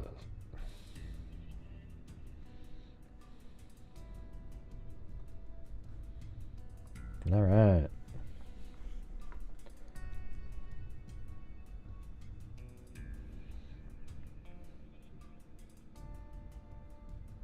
I wonder why I can't find Peaches. Yeah, it doesn't even show up. No, I spelled it. That's why, because I spelled Peaches wrong.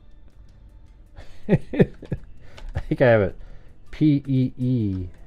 Maybe I don't know how to spell it, but there we go. So Peaches right here. She was found in this little cove here.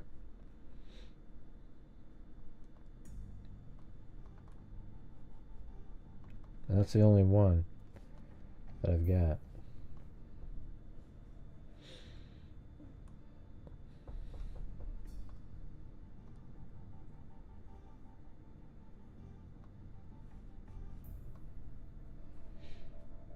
All right, I'm gonna.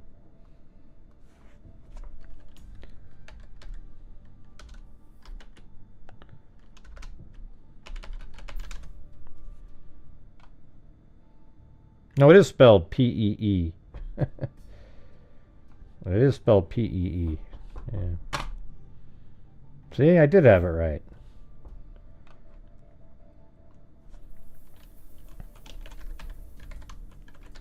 No, but I guess hers is maybe P-E-A. That's how she's spelled. Okay.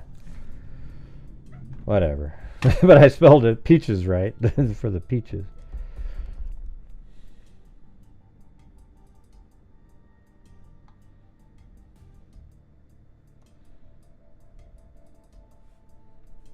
Alright, let's see. The story of Peaches and her toddler daughter, whose remains were found on opposite ends of Ocean Parkway in the spring of 2011, moved many of us to have followed the Long Island serial killer. Yeah, that's the one that I just don't understand why they haven't taken the time to do that one first with genetic genealogy. You got to identify the child and you got to identify the, and it's also weird that nobody came forward ever to say, wow, I'm missing a daughter who was a sex worker who probably had who had a child too. I mean, somebody had to have known that there was a toddler. I just I don't understand how this one hasn't been solved just by a witness. The woman Jane Doe number 3 was called Peaches because of the tattoo. So how do you spell? God, hold on a second. Right. Okay, now it says Peaches there, but how come Peaches? Let me type something. Peaches or Peaches? Peaches is the plural form of the word peach. Peaches, and then... No, that's not what I want. Because watch, when you type in peaches, it actually says peaches. I don't know. I don't know. I guess I just typed it in quick. But there's all kinds of peaches. Maybe they're just intentionally spelling it that. Look right there. See? Weird. So I guess it is Peach.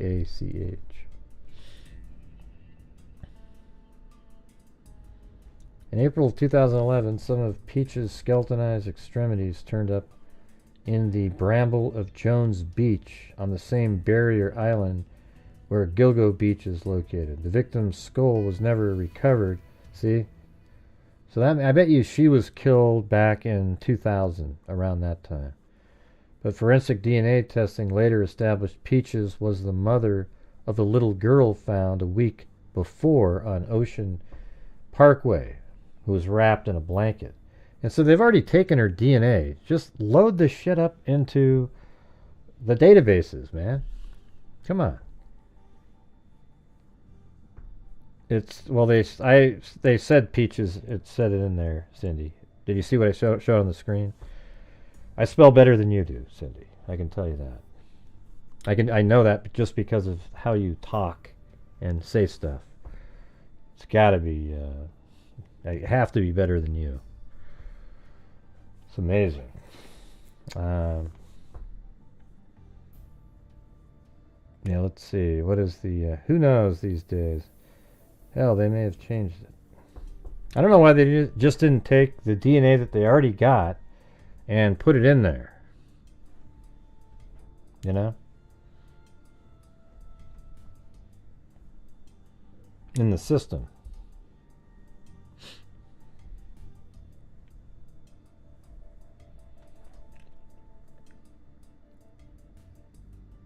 No, I didn't. Daphne, I didn't. I'm trying to go through this thing seriously, though, you guys. You've disrupted the flow that we had going. No, they haven't been trying forensic genetic genealogy for years. If they were, they would have had the answer already. There's no way they wouldn't be able to. I guess it's... Well, here's the thing. If they're African American or some other sort of minority group, they aren't represented in the system very strongly, so that might be difficult. Most of the known victims of the Long Island serial killer were discovered in Suffolk, so the Suffolk County District Attorney's Office took over the investigation. DA Raymond Tierney has introduced 6 murder indictments. Yeah.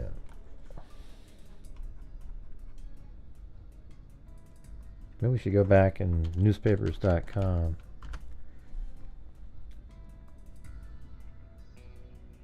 Oh, well, maybe that's the problem. How do you know, Regina? Where does it say that?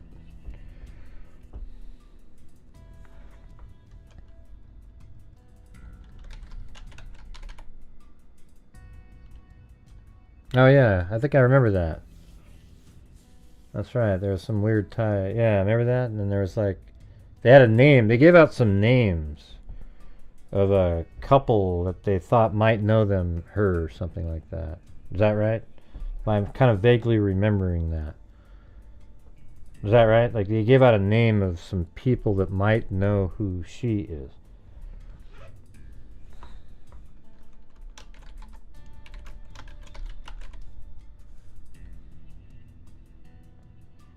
How do you know Fox 10 did a video 2 years ago? Are you looking at it right now? I mean, why would you remember that Fox 10 did a video 2 years ago? Yeah, maybe that's why part African. All right, but you wouldn't go, hey, I watched the Fox 10 video 2 years ago. You would, if you just watched it, you'd remember that it was Fox 10. Yeah, maybe that's why part African American and yeah. Well, that makes it much more difficult because a lot of times they don't even go to use services like Ancestry or anything.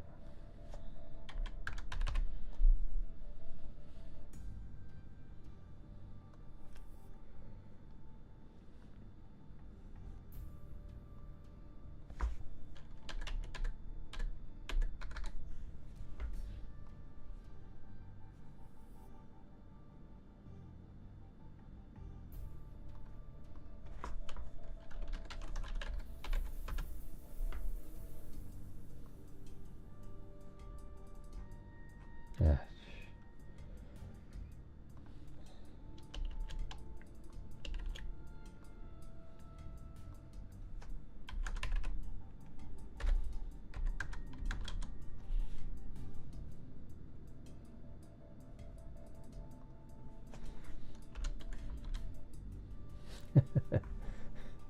Okay.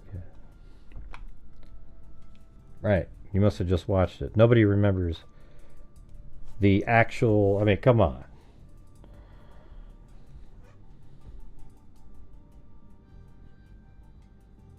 Nobody can remember, like, oh yeah, I watched something 2 years ago. Like what video, like the maker of the video, you know, the news channel. I just watch videos. I don't really give a shit what. Yeah, we've been following it for years too, Regina. Yeah. I just happen to cover a lot of other cases too. And then you don't remember every little thing that you might have said over the years. Man, I kind of remember that now.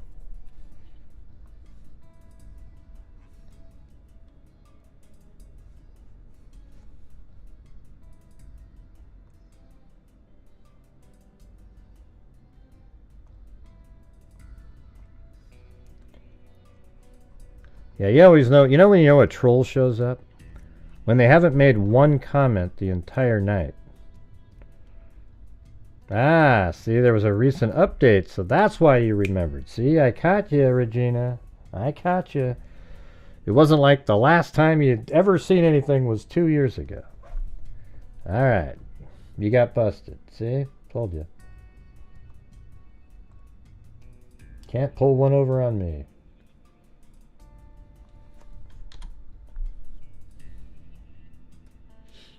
Yeah, I would just remove trolls like that. That's why they're already gone, you know. Unfortunately.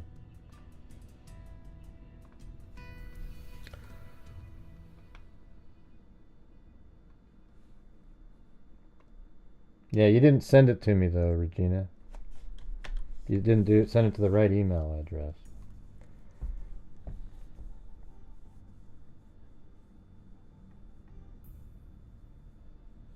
Mm-hmm. What do you mean? You've never heard of this case? that is ludicrous. You're not a true crime person if you haven't heard of the Long Island serial killer and Rex Heuermann. Okay, that means you're just sort of a passerby who stumbled into a case or two, and yeah, I can't play it if it's a YouTube. Let's listen to the audio here. Ultra wearable. All you got to do is wear the little pendant. It clips on whether vertical, horizontal. They also have a hat clip, which is my favorite. String of serial killings in New York stretching back a decade plus, and it could have ties to Mobile. The FBI seeking relatives or friends of Elijah Howard and Lily Mae Packer Pritchard, the two names, who might have a connection to one of the murdered victims. Fox 10 News reporter Ariel Mallory now on the breaking news set as well. And it doesn't matter if it was back then, Maberline. It's been all over the news for the last 3 years is what I'm saying. It's not something new. This is a huge case. It's been in the news over and over. I mean, people that aren't even true crime people would know about this story. Ariel, there's a new piece of information that could be a huge break in this case, right? Yeah, it could, Lenise and Byron. Now, the Mobile Police and the County Sheriff's Office are asking if you recognize this photo behind me of this tattoo of a peach bitten into. Investigators believe the woman with this tattoo, nicknamed Peaches, is one of the unidentified victims. Tonight, a new lead has been tracked to Alabama involving a number of serial killings that happened in New York. Why The case how they got a launched lead? over a decade ago why. after the discovery of 10 human remains. So that means the forensic genealogy led back to that connection. But somehow they can't find those people. Yeah, that's what I thought, Neighbor Lane. Go ahead. See you later.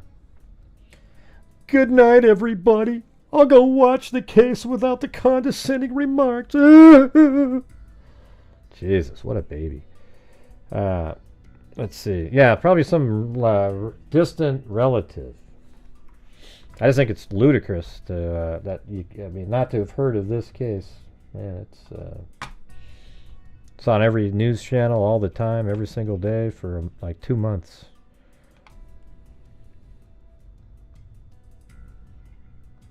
And still on there a lot. You know, just telling you the truth. You know, just telling you the truth. Let's see.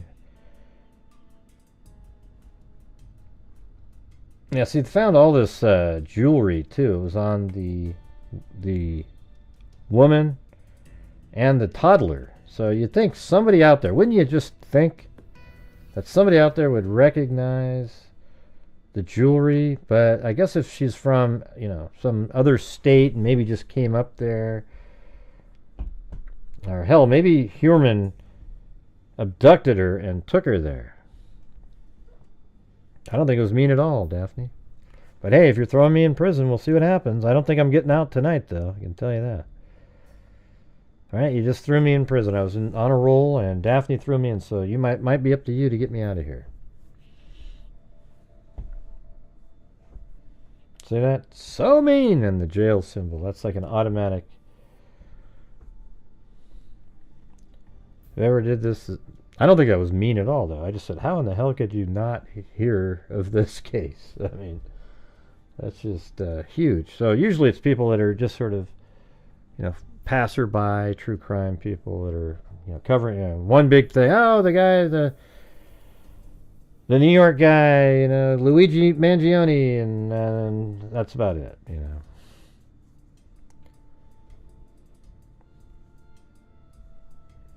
Yeah, Luigi. Yeah, it must be my cellmate.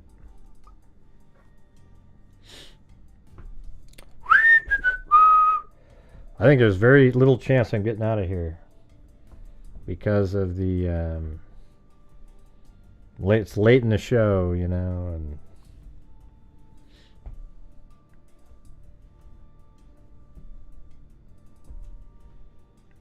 right. The person that throws them in has to throw some bail in there, that's for sure. Hey, there's Daphne, but she only got me some spam, so that definitely doesn't count. No, somebody up, you see right above there, Mike, how it says Daphne said so mean and threw me in prison? Nobody knows what that means, Mike. Gray is just paranoid and sent to jail. What does that even mean, man? Write a better sentence. It's just horrendous. You know, even when the trolls make their comments, they just don't make sense 90% of the time. And I think that just shows the IQ level. I guess I do got to eat, but there's Herbert Landscaping. Spelling book. Hey, I had it spelled peaches, and there was some other samples of it. I never thought it looked right though. I just went with it. I got a spelling book. I got Herbert Landscaping. I got Daphne. So now I have a book and spam.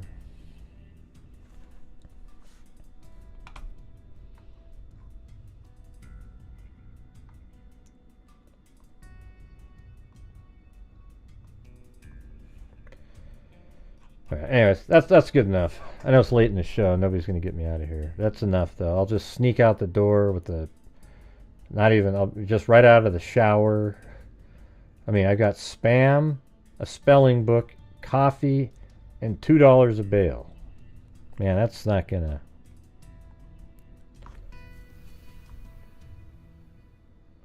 I'll just limp down this, sort of have them look the other way, walk down the street, see if I can get somewhere.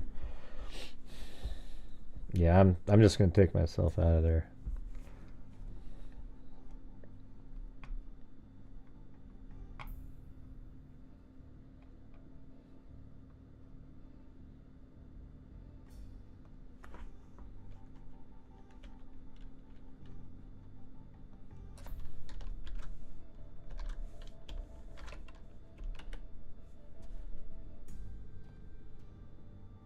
Yeah, let's do this.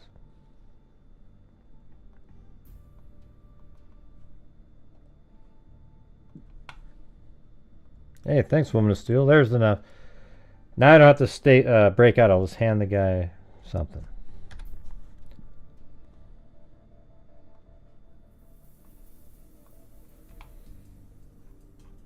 Alright, now let's see where... So a lot of the bodies were in that county. This whole county thing drives me nuts. Who gives a crap? Jesus, just... Well, that's our case, okay? Because that's in... Ah, Jesus. Just...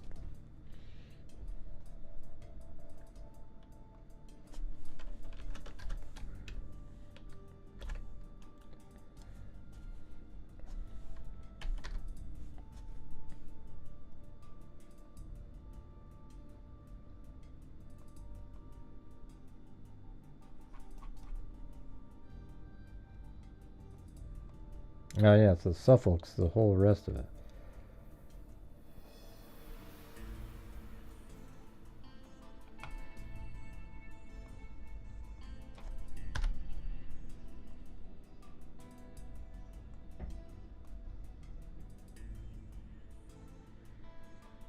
Yeah, so there you go. That's what their little deal is.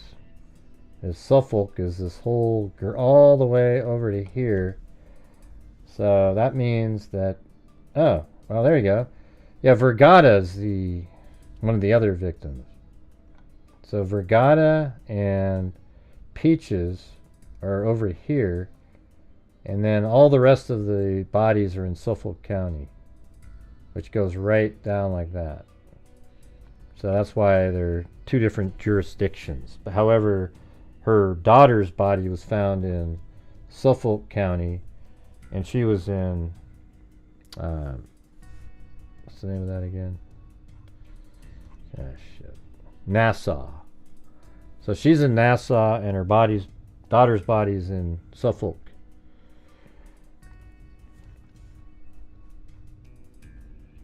Right, Regina? Regina Carter, man, memory of steel, remembers exactly the news outlet who played the video. That's pretty good.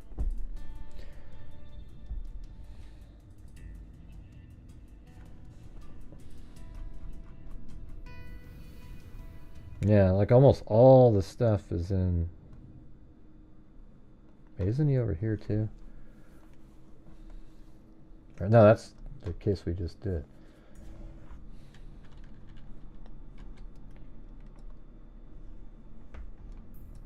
Heuermann lived... Oh yeah, that's right. He lived here at one point. And there's Carmen Vargas. I don't know if that's one of his victims or not. Now I'm having a hard time remembering.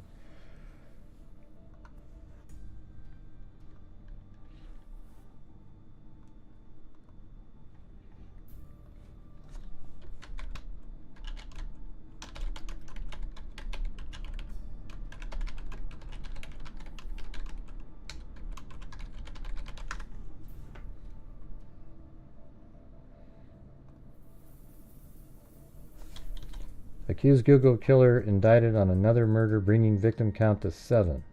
Rex Heuermann, 61, was first arrested, so that means in 2000 he was 36 or so.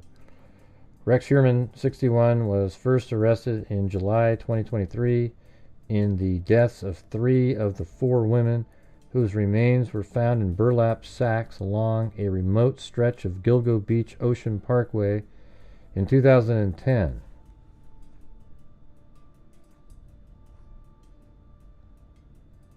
Rex Heuermann is accused of murdering Valerie Mack, an escort who vanished in 2000 and whose death has been considered a suspect. The district attorney said, well, of course. I mean, it's so obvious. It's just... Heuermann pleaded not guilty to the new charges Tuesday. He has pleaded not guilty to other murder charges against him. I am not guilty of any of these crimes, he said. A judge reminded him without bail after the hearing. Heuermann pleaded not guilty to the new charges Tuesday. He had pleaded not guilty to the other murder charges against him as well, telling the judge, I'm not guilty. A judge not reminded, it says remanded. I was trying to figure out what that meant. Michael Brown, the lawyer of Heuermann, described his client as frustrated by allegations that he's the Gilgo Beach serial killer. That's because you are Heuermann, okay? The attorney also vowed to challenge the validity of the DNA findings. This is the same shit that you guys hear in, like, the Richard Allen, the Brian Kohberger. We're going to challenge this. We're going to do this and this and this and that and the other thing, and it's just so obvious.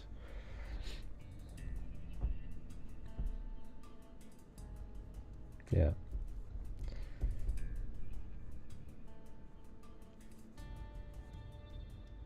Mack, 24, had been working as an escort in Philadelphia and was last seen by her family in New Jersey the year she disappeared. Mack's parents were in the courthouse Tuesday but did not wish to comment.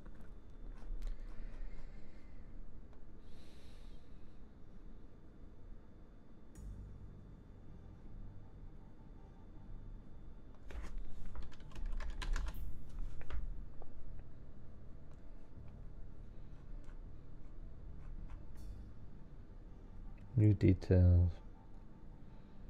Okay, let's see. What are the new details? Heuermann was charged with killing Valerie Mack, 24-year-old from New Jersey, who had been working as an escort in Philadelphia. She was known as Jane Doe No. 6. Her partial remains were found in Manorville, Long Island in 2000, and more of her remains were found in Gilgo Beach more than 10 years later. The defendant is now charged with the murder of 7 young women, Suffolk County DA Raymond Tierney said. He was joined by the family of the 7 victims at a news conference Tuesday morning to discuss the new charge. Heuermann spoke in court Tuesday. Your Honor, I'm not guilty of any of these charges, he told the judge. It was the first time since that first day in July 2023 that Heuermann has spoken in court. I didn't direct him to speak. I know he's extremely frustrated. He has said since day one he's not responsible for these murders, defense attorney Michael Brown said. Right, that means he didn't do it, because, Richard Allen said, his attorney said, wow, I've never seen somebody more innocent. Mack's parents were in court and declined comment. The lives of the women matter, Tierney said. At least we can provide them with a small measure of closure. Most of all, however, they want justice for those who were murdered and who were buried at Gilgo Beach. The trial date has not yet been set, but the judge said more hearings will be held in February. Court documents reveal new details. According to court documents, hairs found near Mack's severed wrist were linked to Heuermann's estranged wife. Wow, that's amazing. Jesus, her severed wrist. So probably duct tape was on there or something. Essa Ellerap and daughter, to the exclusion of 99.65% of North American population. Heuermann's daughter would have been a young child at the time of Mack's killing, and neither had been accused of any wrongdoing in the case. Court documents also reveals pornographic images of sexual torture that were found on Rex Heuermann's electronic devices showed bindings similar to rope ligatures found on Mack's remains. Records also show he reached out to a plumbing company for draining of his home's pipe after Mack was murdered. Oh, Jesus. Court documents further allege in Heuermann's planning document he referenced a dump site as Mill Road. Mack's remains were discovered near Mill Road in Manorville.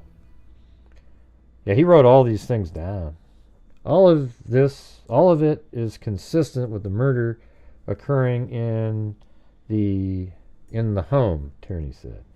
Court documents allege similar cutting instrument was used to dismember Mack and another victim, Jessica Taylor.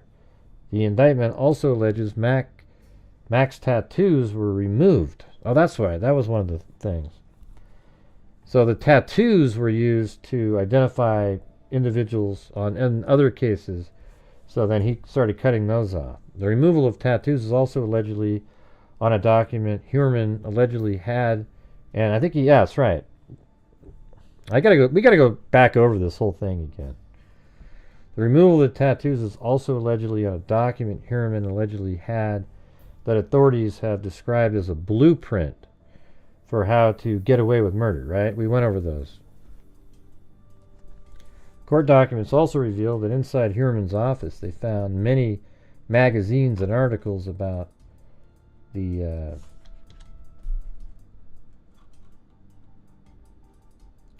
serial killer case.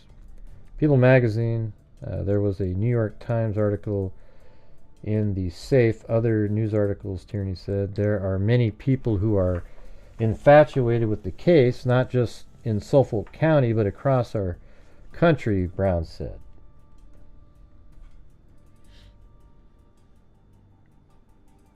Heuermann accusations to date. Heuermann, 61, has previously pleaded not guilty to murder charges in the deaths of 6 women between 1993 and 2011. The remains of 11 people were discovered around Gilgo Beach during the period, and investigators believe Heuermann may be linked to other killings. Hey, thank you very much, Sandra Dieterman. Woohoo! Made my first live. Hi, Gray, fellow Portlander. Oh, cool. Awesome.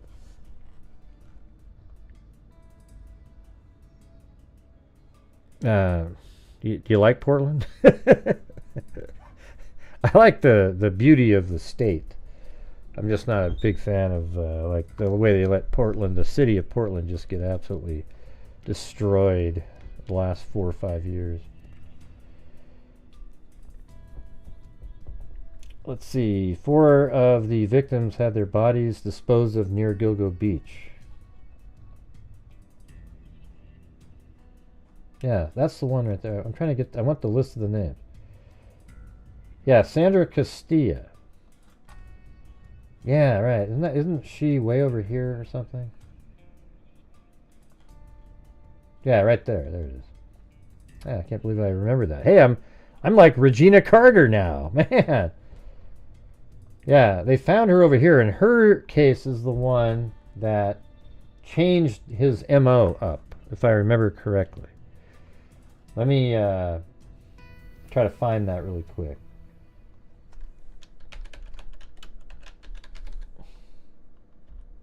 I did a search for Regina Carter instead of Sandra Castilla.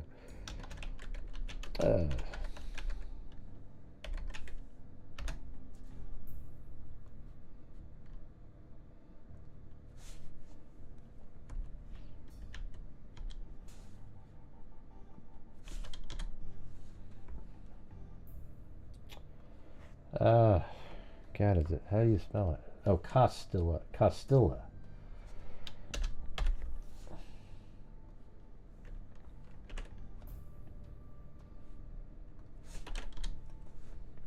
There it is. All right, let's take a look at these. Here we go. There we go. So these are the newspaper clippings. So you watch this. Man charged in 90s murder, and it says... so this person They thought this Bitroff guy did it, but he didn't do it.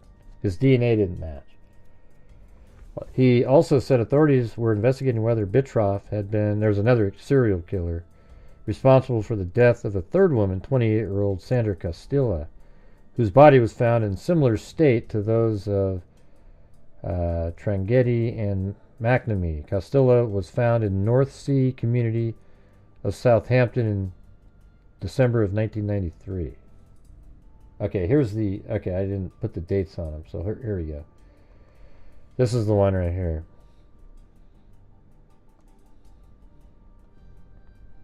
This is when her body was found. This is a 1993 article. The Suffolk County Police Homicide Squad is investigating the death of an unidentified woman whose partially clothed body was discovered in the woods in North Sea Saturday. 2 hunters found the body about 12:40 p.m.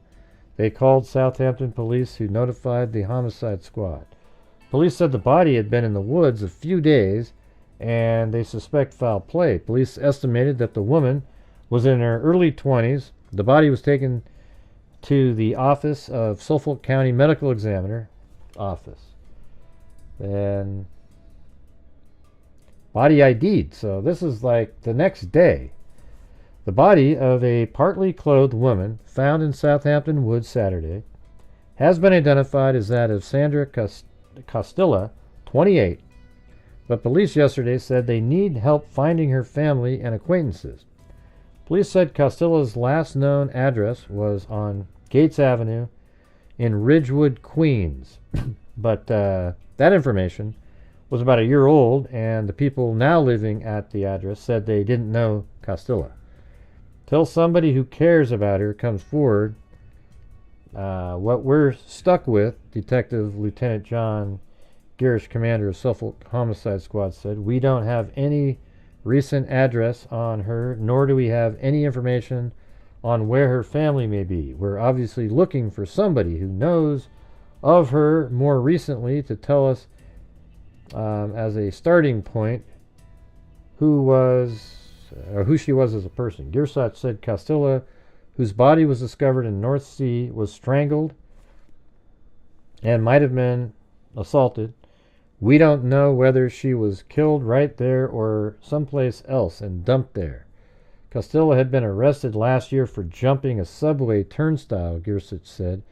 Detective matched her fingerprints. You guys see that right there? Matched her fingerprints with those found in police records.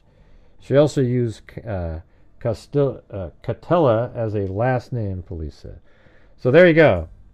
See, she was this article right here informed Heuermann. He was like, oh my God, they know who she is. Oh, they used her fingerprints. Okay, note to self, cut off the hands, and maybe even did the head too, because he realized that.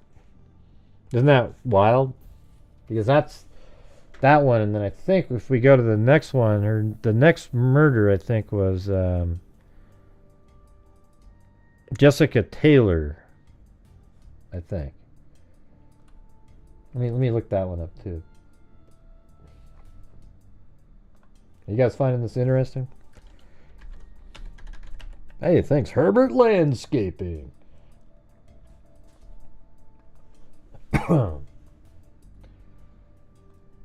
Yeah, this is July 2003. Decapitated body found in Manorville. So that's the other body that was found next to Valerie Mack. Let's see. While walking her dog yesterday through a wooded stretch off Halsey Manor Road in Manorville. 27-2020. Yeah, this is good. Here, I gotta go use the restroom, you guys. Hell, I'll put the dogs on the screen for a second. All right. Yeah, we gotta go. We gotta start going over this case again, getting it dialed in. Where I feel like I've let it spend too many months now, where I've sort of forgotten a lot of the stuff. It's got a lot of information. And we like to know it better than everybody else, so we gotta get back into it. Regina, maybe you can help me out with some of that stuff. Let's see. I gotta use the restroom now, so let's see what the dogs are doing. What a tough life, huh? Jeez.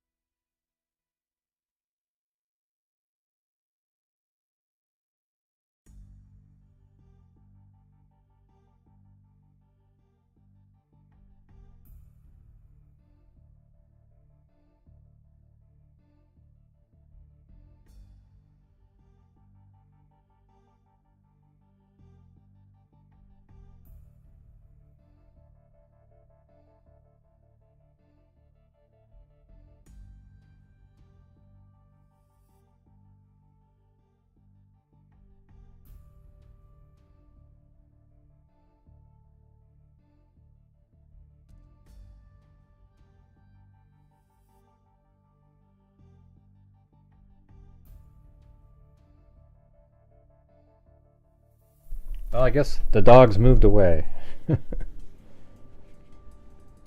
Yeah, we got 2 Chihuahuas because they're not litter mates, but they're close. They were in the same, they've been hanging out together, and I feel sort of fortunate because that Mac, the dog Mac. When I was there, I could tell that there was something wrong with his teeth, and it sounds like he had like a large overbite, and then there was this thing I just read where he had this large issue with his teeth and everything. So now, that was the other dog was one of the other ones she let me see.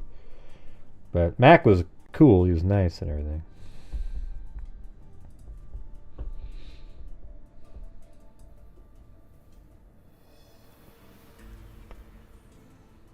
Yeah, I mean, this case has always been bothersome over the years. It was so amazing when an arrest was made. It was like, are you kidding me? Finally! I think there's a lot of people that have been following it for years.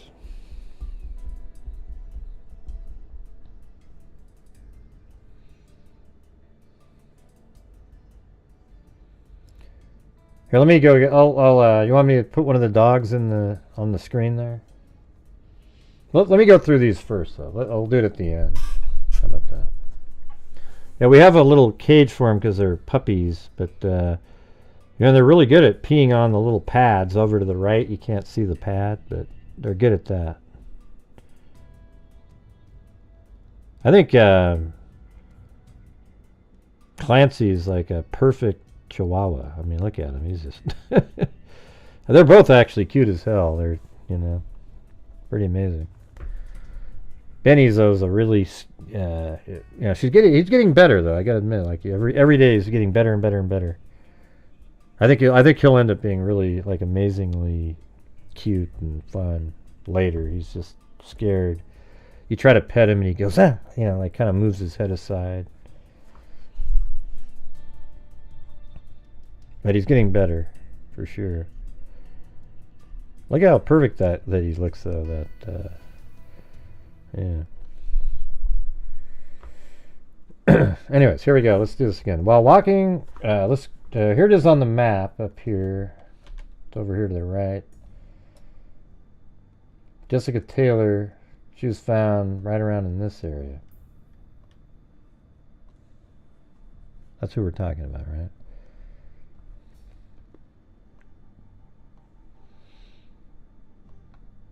While walking your dog yesterday through a wooded stretch of Halsey Manor Road in Manorville, a woman discovered the decapitated body of an unidentified woman. The unclothed body was found lying on a pile of branches near the Long Island Expressway, Suffolk police said. Her hands had been cut off, and her body... And isn't that weird? We just read the other one, and the reason her hands were cut off is because of the one we just read. Now, we don't know if there's many others between 93 and this one. I think there was probably other killings between 94, 95, 96, 97, all those other times, but he definitely learned from one of those original ones, because if you think about 93, that's when he's about 31 years old. I mean, that's when you're kind of starting off doing, that's kind of the heyday years, early heyday years of serial killers.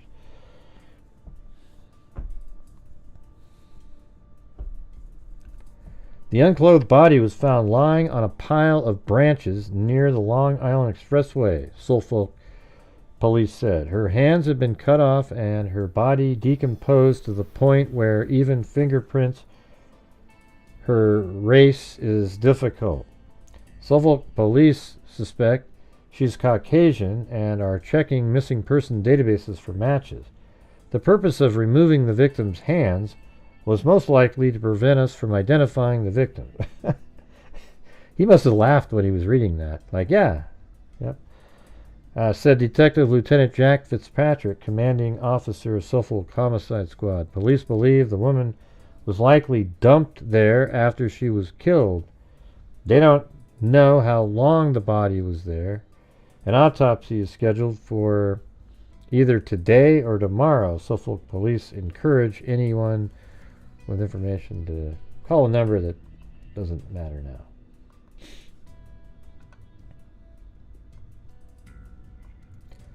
Cops seek help in IDing body. Release new details about woman found in Manorville. So those are, I guess that's her fingernail and a tattoo there. Suffolk police are asking the police to help identifying, and guess what? Guess what? He saw this, right? And then he cuts the tattoo off of Valerie Mack. You don't think that's just non-coincidental? I think he kept reading the newspaper and just going, oh crap, okay. And then he would look at their bodies and, he'd take their hands and their head off and their tattoos, Suffolk police are asking for public's help in identifying the woman whose decapitated and partially decomposed body was found in Manorville Saturday morning, and homicide detectives have released some additional details to aid in the identification. The woman is believed to have been white, but could have been Hispanic, and was probably in her 20s. She was between 5 feet and 5'5", and weighed 110 to 125 pounds. That's exactly the same measurements they gave to the Valerie Mack body. Twin name added that she also had, is that a name of somebody? Twinem. Huh. Added that she also had a tattoo on the right side of her back depicting a wing, possibly that of an angel or eagle. She may also have had tattoos on other parts of her body, he said. He said police believe she had been dead about 2 or 3 days. Yeah, you see? Well, let's see. Well, that's sort of interesting. I don't know. So Valerie Mack, was Valerie Mack the one that was missing a tattoo? I can't remember now. Because that's actually before this one then. If they think she was dead for 3 days, this is 2003 and Valerie Mack was 2000. So this lady's after that, but is missing hands. You forgot about the tattoo though. The body was found about 10:45 a.m. by a woman walking her dog in a wooded area off Halsey Manor Road. Okay, so we got that. And there's the next day, another.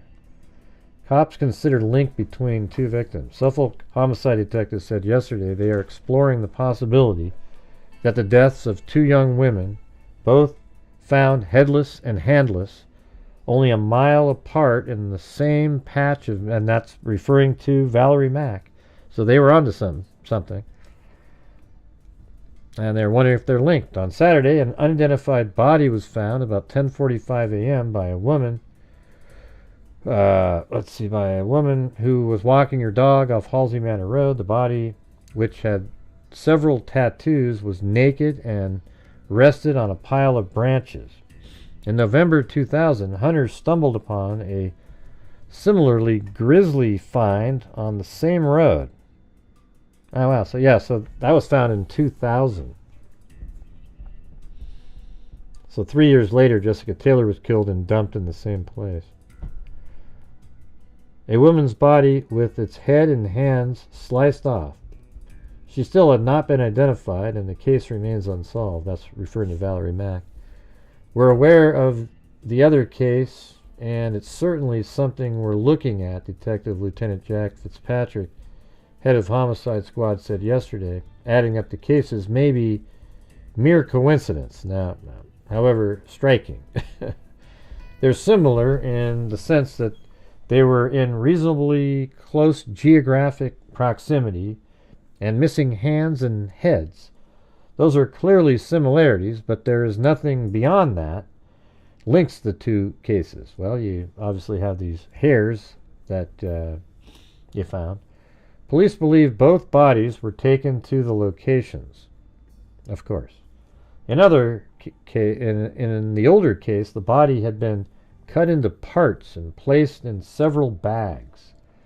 The body found Saturday was intact. But yeah, that's right. So Valerie Mack, though, was put in bags, but then her head was put over on Gilgo Beach. Police believe the body found Saturday was that of a woman who was white, or Hispanic, between 5 feet and 5'5", 110 to 125 pounds. She had a tattoo on the right side of her back, likely the wing of an angel or bird. The body also had a purple and silver decal at least one of the toes. Anyone with information about the case, call this number. And then we've got the next day, there was another one. Long Island cops appealed for the public's help yesterday in identifying the hacked up body of a woman who may have been murdered by a serial killer. Well, what she was. Detectives released photos of a tattoo in the shape of angel wings found on the corpse.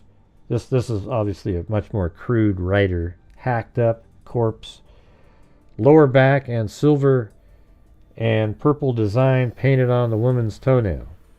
They hope someone will recognize the markings and put a name to the body, which could help them determine whether the grisly slaying is linked to another unsolved killing. A woman walking her dog found the body Saturday morning in a wooded area off Long. By the way, didn't they find Jessica Taylor's legs somewhere else or something?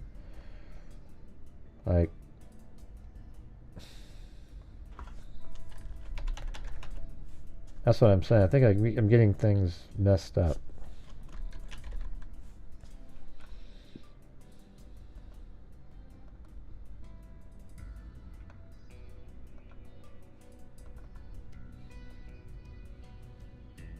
Yeah, she's right there.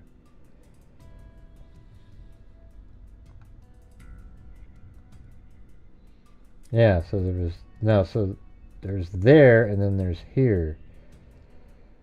Yeah, so it's interesting. Part of her body is found here, maybe her head as well, and then she's found up there too. So Valerie Mack and Jessica Taylor both had their head on Gilgo Beach area, and the rest of their body was up in Manorville.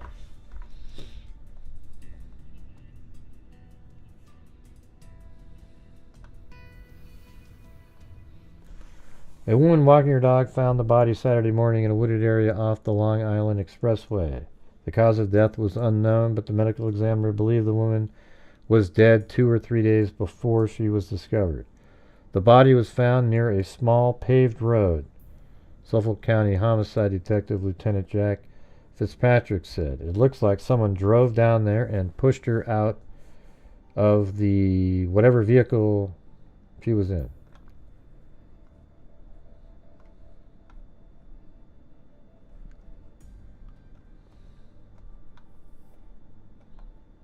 So what's the little paved road? Is that this? Oh, there it is right there. That thing. I bet she was right there. See that little paved road? So that means Heuermann drove up. Oh man, how creepy. Jeez. Just drove down that little road there, and let's see what it looked like back then. Let's see if there's a...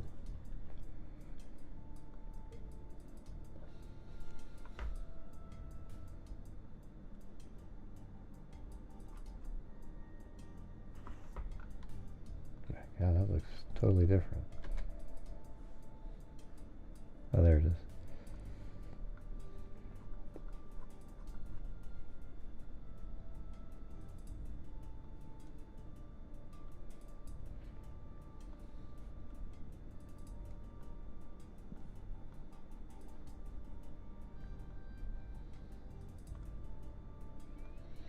Yeah, it all goes back to 2012. But yeah, it's paved then. I guess what we could do is just look at that and then go back to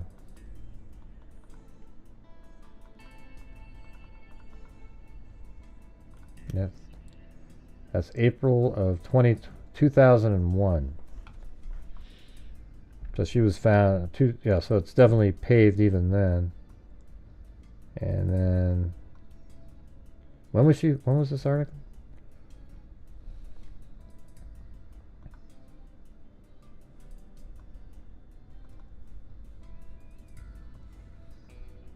July 30th. Oh, man, that's crazy. That's April 2004. But look at that. This is June 2003. Just a month, whatever day, June. No, it's June 6th. So that means we are about 5 weeks. This right here is 5 weeks prior to her body being put there. So that's almost exactly what it looked like. I mean, literally just 5 weeks before, and then her body gets put there, and then it's found quickly. This is April 2004, so not even a year later. So that's where it was. And then 2000 is where Valerie Mack was found, I think in November.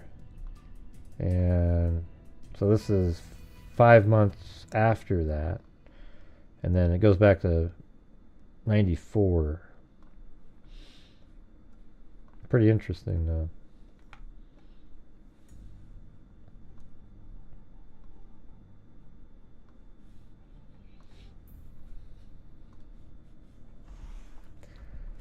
Yeah, so it says right here, that's exactly what it was, a dumping ground, just like Gilgo Beach became. That area got too hot, though. He got the hell out of there.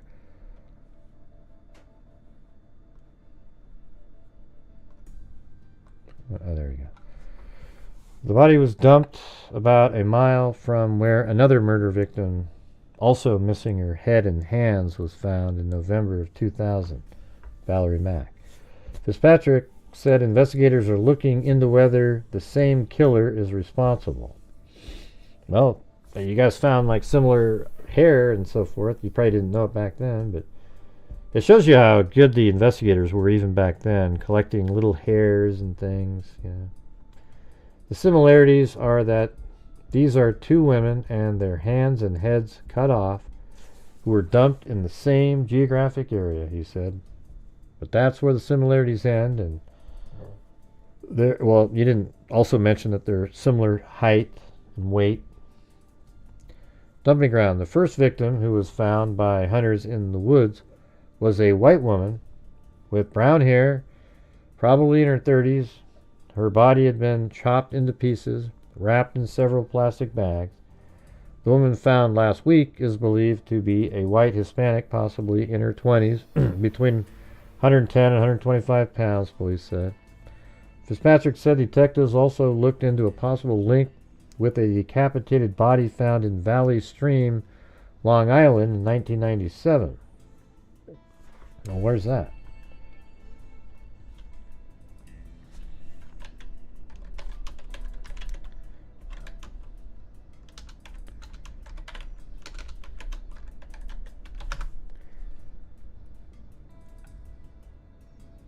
Wow, right over here, huh? See, that's right next to Heuermann's house. Well,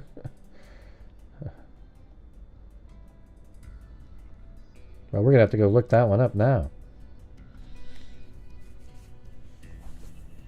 But I've ruled it out. Okay, how? Homeowner in the quiet hamlet near the highway were unsettled by the gruesome find. All right, let's go. We're going to go look that one up now.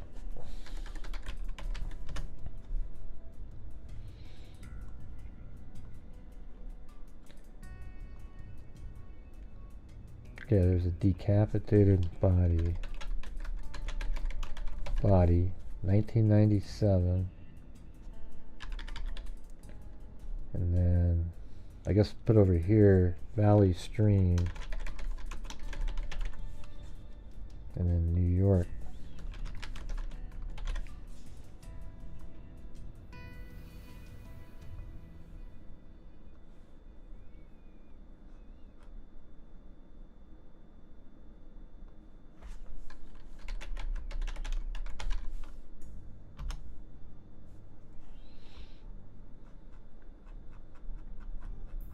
No.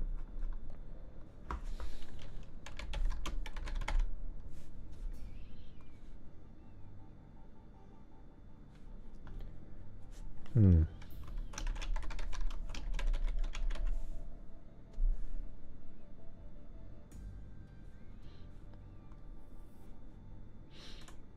What are you referring to? Yeah, like how we drive around, yeah. Yeah. I think that's what this red... No, that was not the red. What, did I do the loop in here?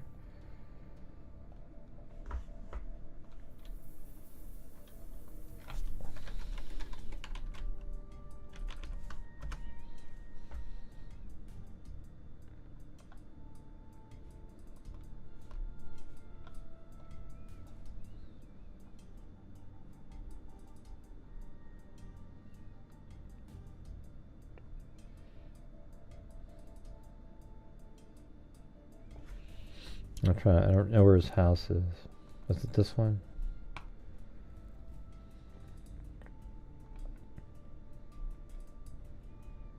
Yeah. Yeah, that's his house. Right there. It's pretty close to that valley stream.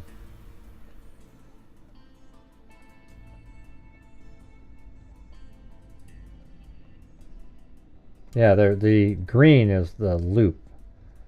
There it is. Oh no! Wow, that's so weird. Because I have this green isn't that other, and then it goes into green over here. So I'm not sure where I have that end. I think it just goes down here. So he would drive there, go down, put the bodies, and then he could probably just go like this. This is what it was. Then he could go over here and then go over this bridge, and then come back around. So you wouldn't have to turn around. You know, just you could actually drive all the way up here, get onto that, go like that, and then he's right back at his house just by coming down here. So that would be the loop like this. See, really simple. That way you're not turning around over here and coming back the same way you came.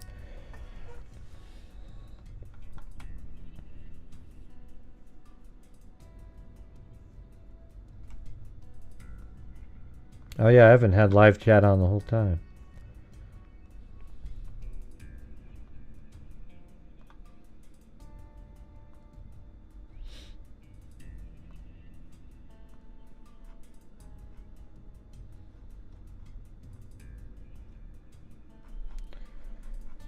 How about just headless body found without the...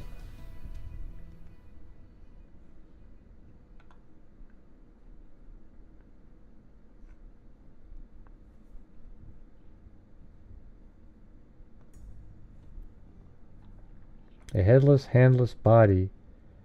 Wow. I mean, that sounds exactly like his.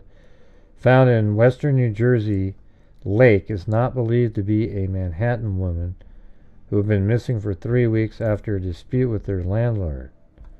The preliminary investigation leads us to believe that the body is not the one we are looking for. Camden Sylvia, 36, and her boyfriend Michael Sullivan, 54, vanished November 7th after a disagreement with their landlord. The victim was size 6 feet, but will be extremely difficult to identify her without hands or head. Whoever the victim was in this grisly... This isn't even the one we're looking for. Said that Warren County Prosecutor John O'Reilly, the body was partially clothed from the waist up, fully clothed from the waist down, and covered with silt. It was found Wednesday afternoon by Douglas Roscoe, a retired pathologist who luckily knew how to preserve the crime scene. I want to look into that guy.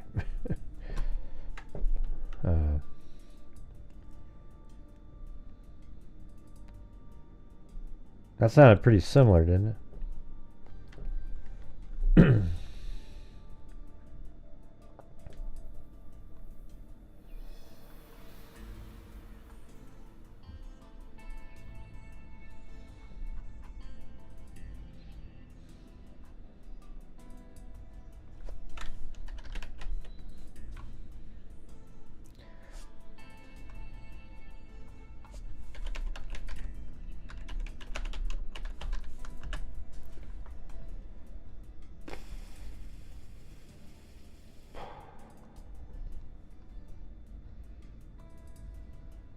Search party from the Australian-run mission employed.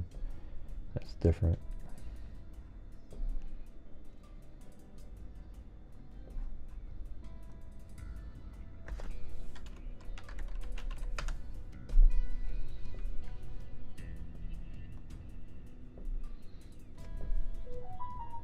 Investigators are hoping an autopsy scheduled to be performed yesterday on the decapitated body of a woman found in a lake would yield some clues. I think that's the same one.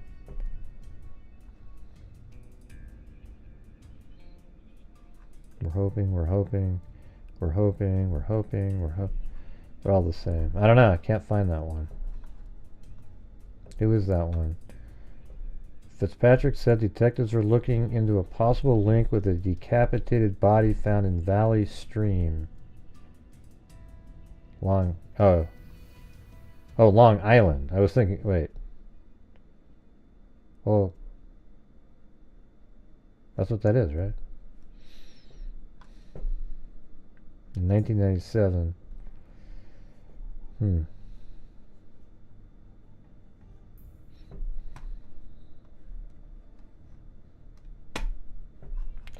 All right. Well, that's pretty crazy. We gotta go back over this again.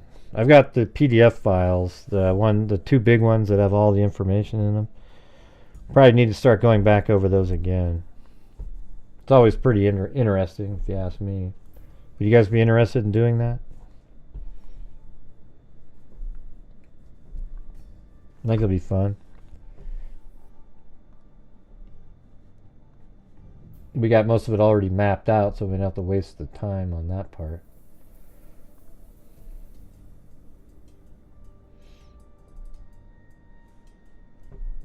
Not a lot of coffees tonight, you guys, but other than that, we did pretty good. He terrorized, brutalized, and destroyed. Wow, I mean, it's not just those. I think Rex Heuermann, in my opinion, has killed 30 plus people. They just happen to stumble upon. How many other burial grounds does he have that weren't found? This was just pure luck. I mean, if they had never had to look for Shannon Gilbert, those bodies still never would have been found, in my opinion.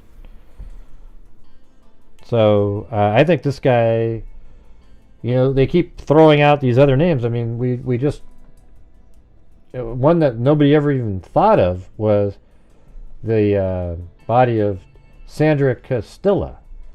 Like, she was never somebody that anybody was talking about. At least not on that I'd ever heard of, until her name got thrown in there. Had you ever heard this one being connected over those years? That was a weird sound. Yeah, I'd never heard this of Sandra Castilla until they put her into the list.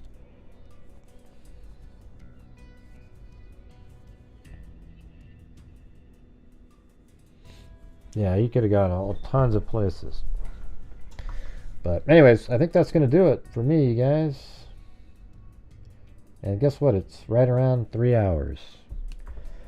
Well, 3 hours and 29 seconds. Let's see what the dogs are doing.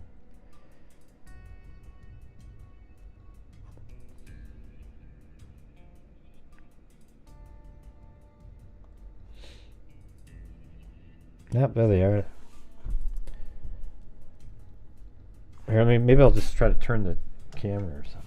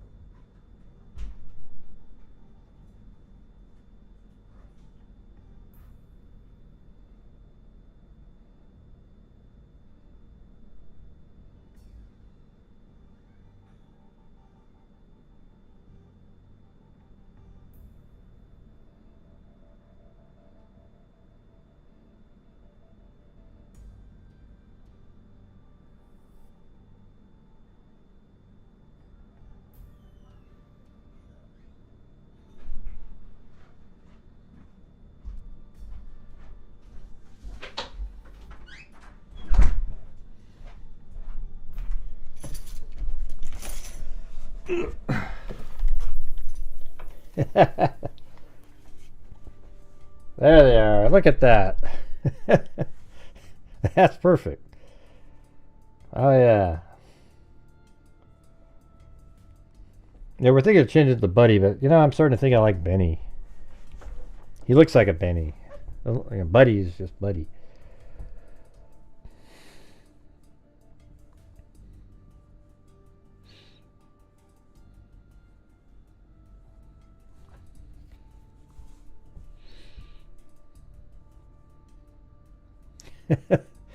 They must have seen something over there.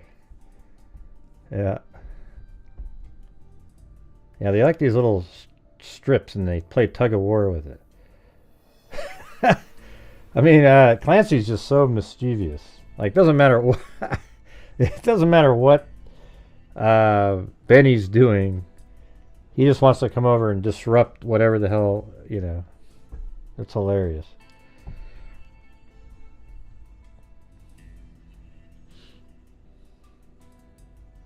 And yeah, they're both pretty acrobatic. They can jump up on stuff that Blue never... Well, Blue probably did earlier on. I don't remember some of that stuff, though. He also had, like, a patellar issue. Yeah, I think we changed it to Buddy, but I don't know. I think it might just make it Benny. We'll see. So I always say Buddy anyways, so maybe that's easier. Look at him. Playing tug of war, and he played with me for a while today.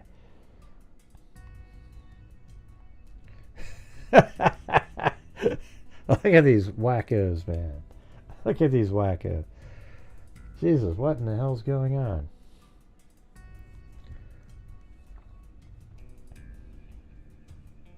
Yeah, sorry to hear that, Kimmy. That sucks.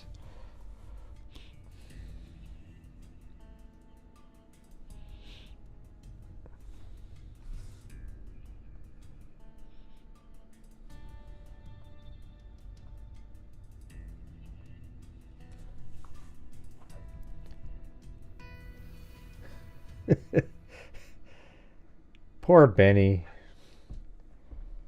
Benny just wants to sit around, and Clancy's just a terror. He's a month younger, Clancy is. So they're both like 5 and 6 months old.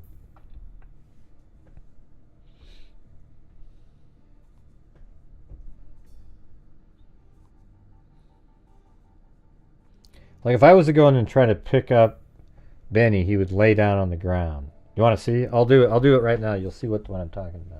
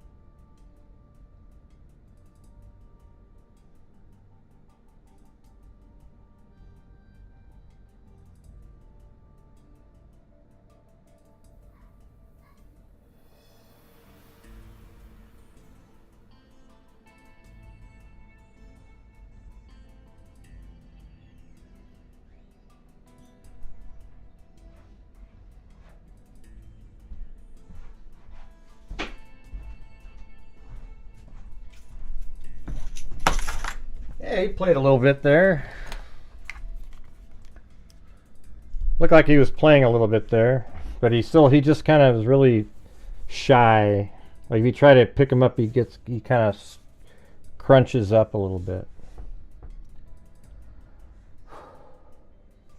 But anyways, thanks to Georgina, Whaley, and Women of Steel for the Buy Me a Coffee And then we had, let's see,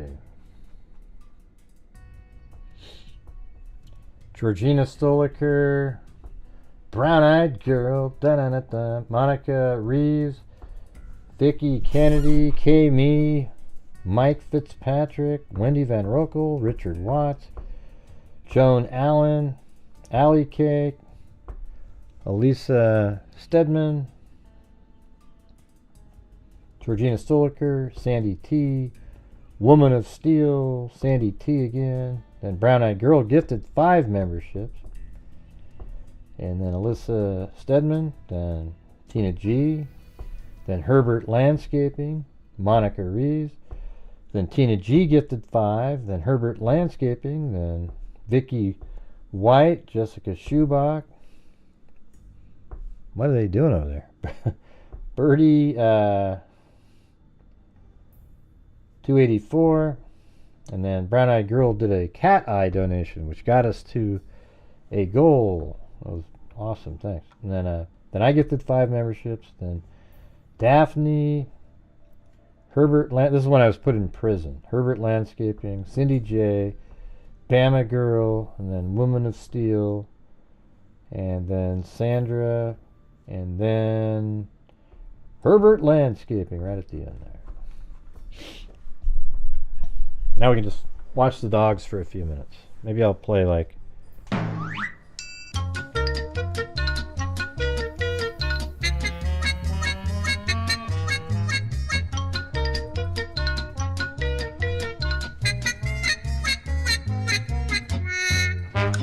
I don't know.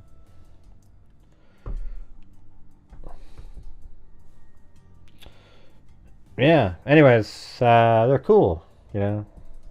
I miss, you know, we all miss Blue. We always talk about Blue all the time. You know, little things he would do. But it's kind of neat to have a couple other dogs running around. We still got Chloe and Gracie, and, you know. Gracie gets like, rah, rah, you know, like barks at him, creates havoc.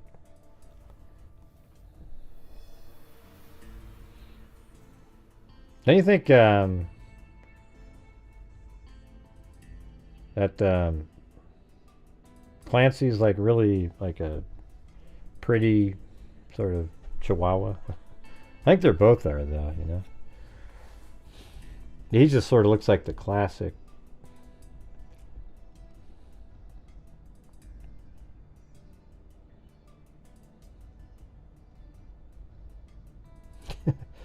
They're so funny, these two. They do these little... They just tease each other all the time. It's crazy. See? Like, as soon as he put that down, she grabbed it. Anyways, that's his... Or he. I always say she. I don't know why, but... He and he is what they are.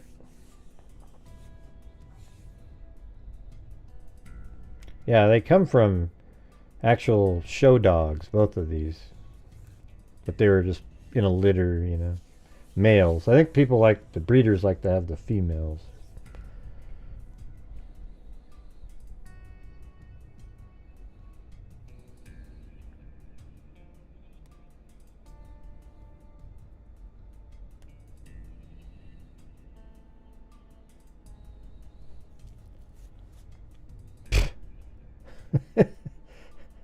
God, look at that face he's got. You're pissing me off now. Leave me alone. No, jeez, look. Oh, God. Come on, play with me. Play with me. That's hilarious. Oh, man. Okay, you got me. I'm coming now, you bastard.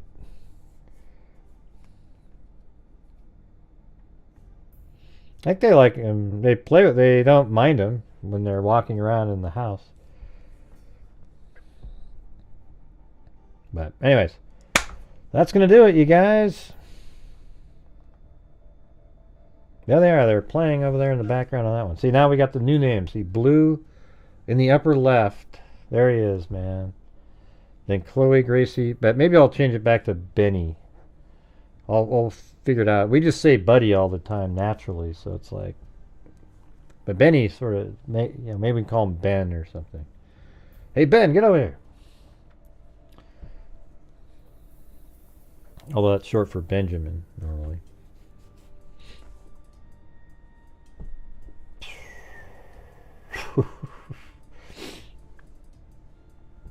Anyways, thanks you all for being here tonight. Hope you found the show interesting. Got caught up on a lot of different things.